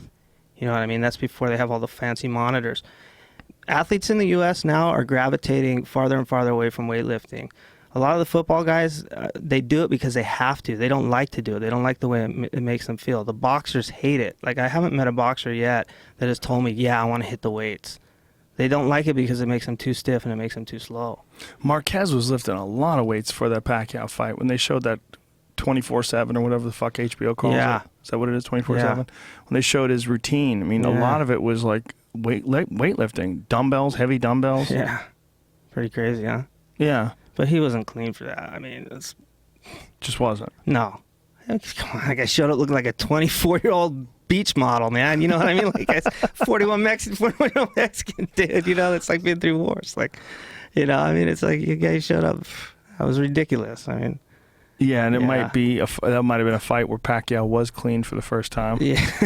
You know? You never know. Well, there was always a lot of speculation about him as well. Right. And then, you know, he found Jesus in a very deep and meaningful way for a while. Right. And his body changed a little bit. His body changed quite a lot. Yeah. He looked a little more soft. 8 divisions, 8 world titles. 8 different weight divisions. That's pretty crazy. Yeah. And kept his knockout power all the way up to the top. Just about. Well, actually, he hasn't knocked anyone out, though, in the last, 5 years or something like that? Or, like, I don't know, maybe 4. You got to be thinking about who he's fighting, though. Yeah, he's I know. fighting world-class competition. Younger guys, very difficult to hit. I mean, the last big KO was like, Ricky Hatton? Yeah. But he fucked up Chris Algieri. I mean, he knocked him down. Yeah, he that was pretty badly nice, hurt. right? He looked great in that fight. Chris Algieri, though, he's got some balance issues in his feet and his, I could tell. Does he? Absolutely. You know, you can tell, Joe, by looking at a guy's calves. So the gastrocs, the 2 calf muscles on the side of the calf right there, if they're really underdeveloped, chances are the guy's got poor balance. Because those are fast twitch muscles that control your balance. So, like, Pacquiao's footwork is freaking amazing, right? Right. You see the size of his calves? They're watermelons. Exactly. So They're huge. that plays a crucial role in lateral movement and footwork. So you take a guy, you look at, and Juan Marquez doesn't have great footwork. Right. Have you seen his calves? They're like noodles. What about John Jones? John Jones, another guy. He very skinny calves. He doesn't have very good footwork. He's quick. His upper body's quick, and he's got quick leg kicks, but he doesn't have the greatest footwork, I don't think. Really? Yeah, I don't think so. Rafael has pretty good footwork now. He's in and out real quick. You know what I mean? You see that in the Henderson fight for sure. For sure. Yeah. And who else? Yeah, be honest, I haven't been following the UFC that much lately. Your work with Dos Anjos is what got me excited about talking to you. Have a lot of fighters started contacting you now? Yeah, I've been contacted by a lot of guys. You know, I'm very I'm very kind of choosy about who I train. Like it's only so many hours in the day. Not right? only that, but there's different personalities, man. It's exhausting. Like guys who don't want to listen or they don't want to push I don't have hard time enough. for that anymore. I'm done with that. Like I did that in the beginning. I ate a lot of shit and had to deal with it. Now it's like, dude, if I sense right off the bat you're not serious, we're done. And that's how the Marinovich has treated BJ in this camp with Frankie Edgar. I think, but I think the Marinovich really cared about BJ, dude. It's a funny thing when you're working with a guy that close. You really get attached to them. You really care about their well-being, and I think they took it as kind of like an insult and kind of like almost like almost like a stab in the back when he questioned their intelligence as far as training goes, like their programming, the way they program the training camp. So I think they were hurt by that. To this day, I mean, Gary and Marv, if you talk to them, they're still saying, I just can't figure out why he had it. He knew how he felt after the training. Why would you get rid of it? Why would you? It's hard. It's also when you're that good and you have so many yes men around you. That's the problem. It's very hard. That's the biggest problem, BJ, I think, was staying in Hawaii, man. All the Hawaiians are going to hate me now. But staying in Hawaii. The reason why I stay in Hawaii is Hawaii's fucking awesome. Yeah, it's fucking great. Don't get me wrong. Why wouldn't you stay in Hawaii? But the same training partners over and over, that's just monotony kills athletes. It does, and also being the baddest motherfucker in the room. You have to be, you got to be challenged. Hey, even here at the Ruka training, when they're at the Ruka training camp for the Diego Sanchez, we had amazing guys in there. Like, I was in there training with them every day. Benson Henderson was in there. Efren Escudero, who just won the Ultimate Fighter that year. A lot of other guys, Division I wrestlers. And BJ just tore through everybody like they were nothing. I didn't see one person get the better of him. Wow. Imagine a cage filled with like 15 of these intense, like hardcore lightweights, And BJ's just walking through all of them. His timing was so precise. The elastic energy in his muscles, the elastic strength that he had, his explosive power was just remarkable. His takedown defense when he was at his very best was absolutely retarded too. Yeah. He'd be able to hop around on one leg. I mean, it's just his flexibility is ridiculous. I tried to take him down many times to no avail. What kind of flexibility did that guy have? Ridiculous dynamic flexibility. He'd do a lot of stuff with like rubber, like straps and stuff, pulling on them and resisting and stretching. You know, at this camp, he was doing all the same stuff that I'm doing. You know, that I do with my guys, like the dynamic stretching. You know, a lot of the exercises on the stability ball and workouts in the pool, like stuff they use for rehabilitation, but you can progress that and use it for performance as well. So if it's good for rehabilitation, you know, you take it to another level, it's got to be good for performance. What is your education background when it comes to this stuff? I went to continuation school in high school. I got obsessed with weird things. That's about it. What's continuation school? You know when you get kicked out of high school? Oh, really? You gotta go to like, you gotta go to continuation school. I've never heard of that before. Yeah. So you I have an informal background, training background. You know, it's funny. Marv did too. Marv majored in fine arts from USC. Really? Yeah, and that was my major in junior college, was fine arts and psychology. So everything you learn, you sort of learn along the way from reading and studies and data, studying, and rehabilitating my own body after the car accident. That was big. I went to supposedly the best physical therapist in the area, and 6 months later, I've got a huge bill and no results. So I just took it into my own hands, started researching it, finding out what to do. And then within a month or two, I'm already back at work, feeling great. So. Then how long have you been training fighters now? How many years? Fighters, you know, like before I started training the fighters and strictly doing conditioning, you know, I was also working with like football athletes and soccer. I've got a ton of college athletes. You know, I don't think I can talk about them because of NCAA rules or whatever. You can't use them for reference. Promotion. Exactly. Right. But some pretty high level ones, a lot of high school athletes. But prior to that, I had a jiu-jitsu academy also. And so I've always been in the mix with like the jiu-jitsu scene and the MMA scene and stuff like that. So now I just had so much more success with the conditioning that I've just gone that direction. Well, one of the things I like about this conversation is there really is no straight consensus about what's the right way to train athletes and fighters, and especially fighters. Yeah. I think when it comes to strength and conditioning, fighters, I think that it is probably the most varied. I mean, I think the NFL kind of has an idea of how to train football players. NBA players train in a very similar fashion, but with fighters, man, it's across the. I mean, you saw the Cain Velasquez. Cain Velasquez is the baddest motherfucker on the planet, and you saw what he's going through. And I can want to see his leg extensions? No. Yeah, you do. Okay. Pull up Cain Velasquez leg extensions. I'm just wondering with 300 pounds. I'm just wondering how good this guy could be with good training. Yeah. Do you know what I mean? Well, he's got great wrestling training and great kickboxing training. Great conditioning. Let me say that. I'm just wondering how good he could be like with that. His fucking conditioning is insane. His stamina is insane, but his speed and his coordination, I don't know. Maybe it could be even at another level. Who knows? Wow. You know what I mean? Let's put it this way, Joe. Look at this. Oh. Look at this. This is 300 pounds on the leg extension machine. What do you think about this? So it's nice. No, what are your thoughts? Gonna help. I don't know what that's gonna help. I don't know what it's gonna build up his quads, I guess. I don't know. What part? Leg extensions. One muscle in the quad. I don't know. This is not gonna help. Like it's not gonna help throw leg kicks or anything. No. Is this all caveman shit you're looking at? This is not even caveman. This is like Nautilus, like Jack LaLanne type stuff. I used to work at a place that I used to teach people how to do that. Did you? Yeah, when I was like 19. Yeah. I worked at a place called the Boston Athletic Club in South Boston. Oh, right. I used to teach people how to lift weights. Yeah. So when I see that, I just wonder how much better the guy could be, you know? Yeah. Good training. I mean, I know it works. I've been around this stuff for 15, 20 years, you know, strength and conditioning and seeing what works. And it just, I know it works. Like Marv, too. Him and his brother combined, 70 years of experience, maybe more. Maybe it's 80 now. And they've seen everything. Marv was one of the guys responsible for designing the combine, the football combine, you know, 40 years ago. Amazing. Yeah, so he's seen everything. To argue with him about it would be just ridiculous. Like, you're way out of your league. You know, it's like talking to Helio Gracie about jiu-jitsu. Like, dude, Right. there's nothing you're gonna bring to the table that he hasn't seen. Right. You know, despite all the monstrous stories that you hear, like on ESPN, he was one of the worst sports father. It's media, dude. It's bullshit. He's actually one of the most generous fucking guys in the training. Like, out of trainers that I've met, he's one of the most generous and was one of the most transparent guys that I've ever met. Honest guy.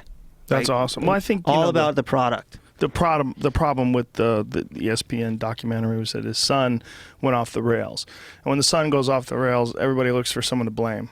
You know, Yeah. that he was too strict. Right. Didn't give his son sugar. He didn't even let his son eat meat. Right. I think he did. I don't know about that. There was maybe. something in the documentary Gluten. they were saying. They didn't let him meat. have wheat gluten, I think. Really? Yeah. Even back then? Yeah. I think they were saying meat. I saw it really recently. Maybe it was certain types of meat. Yeah, when I knew I was going to talk to you, I think that's when I watched it. But it's fascinating to see a guy with that much knowledge take his son and turn him into this fucking super freak athlete. I mean, in certain ways, it was sort of, it was vindicated. I mean, his techniques, his strategies, look how good his goddamn son was until he got crazy with the drugs and the partying and all that stuff. Right. And the idea was that the discipline was too much, then he couldn't take it anymore, and then he had to start boozing and doing drugs. Yeah. You know, you can blame it on whatever you want. Nobody put the stuff in his mouth more. You know what I mean? Right. Like, It's a good point. You know what I mean? And you could get 10 different personalities. I mean, you know, Right. you have a son. Yeah. If you have more kids, I have 3. They come out of the box completely different. You know? Yeah, that's what I'm worried about, man. Like, I love my son so much. I don't know if I want anything different, you know? Oh, believe me, you'll love the other. Sure. My two youngest are completely different. I love them equally. Yeah. They're totally different, but they have their own little thing going on. But the point being that it's different children, different humans will react differently to different forms of adversity that they face. And there's only so much you could do as a parent. You know, you can't really totally protect them and shield them. And it seemed like his son has come back from all that stuff, and he's okay now, right? Yeah. But he's an artist. Man, his art's pretty bitching, too, man. Yeah. I guess he's living up in Oregon, you know. I don't really know Todd very well, I've actually never even met Todd, so. But, yeah, I guess he's living up in Oregon. It's got some killer art, man. And there's also the reality that when you push your son or your daughter or anyone, any human being, people have a resistance to some of that shit, and they don't want to do what you want them to do, and they develop a distaste for something, even something that they're really, really talented at. Yeah. That's possible as well. Yeah. Well, you know what the funny thing is? Did you ever read that story about his son running a 10K or something when he was like 4 years old? No. Did he He was really? running like an 8-minute mile or something when he was 4 years old. Really? Yeah, and I asked Marv about that one day. I said, Marv, what the hell is that? Like, you know, like an 8-minute mile? He's like, so yeah, you know what I can't figure out, Nick, is why everybody thinks I made him do it. Oh. I didn't make him do it. That's what he said. He wanted to do it. Yeah. So he had that drive and that intensity in him, you know what I mean? So it kind of like shed some light on some things right there. Well, hey, man, you know, whenever someone comes out in a weird way, there's a lot of people trying to point blame in a lot of different areas, whether it's the friends or the family or it seemed like his college coaches had a real issue with him as well, right? They were trying to put him in a box. Yeah. That's, but yeah. And then he kind of took over and it worked. Yeah, took over and and made the coach look pretty foolish, and they didn't like that either. Right. What is the name of that documentary if anybody wants to watch it? Do you remember? Was it like 30 on 30 or something? Or the Marinovich Project, wasn't that it? I think that was it. Yeah. And they talk about Mars in the beginning, talking about he's an undefeated wrestler, undefeated boxer. Yeah. That's great, man. A lot of people don't know that about him. He was a football player too, you know. But he was also an undefeated boxer and wrestler through the Army and college and stuff. And his fascination with training athletes was more powerful than his fascination with competing. Well, I guess Marv was so into weightlifting, and he felt it destroyed his athleticism. Once he went to the Raiders and he was competing with the guys in the weight room, he's squatting 1,000 pounds. And he said his athleticism had never been worse when he was doing that. Wow. And that just destroyed his professional career. That's interesting. Yeah. Wow. And so that was in the 60s, right? Like, it's got to be in the 60s. So you figure he had that awakening 50 years ago. Wow. You know, he's been developing this stuff for years. So Nick, thank you very much for your time, man. Thanks, really Joe. appreciate it. This is a great conversation. I appreciate it, man. really enjoyed it. And anybody who wants to check out your gym, what is the name of it and where is it at? Speed of Sport. You can go to speedofsport.com. Speedofsport.com. Speedofsport.com, and it is located in Torrance, California. In Torrance, and Speed of Sport on Twitter. Yeah, that's your handle. Yeah, that's it. All right. All right, Thanks, brother. man. Very Thank you. enjoyable conversation. I really appreciate it. Thanks. All right, friends. We'll be back tomorrow. See you later. Bye. Thanks, Joe. Thanks, man. That was fun. Yeah.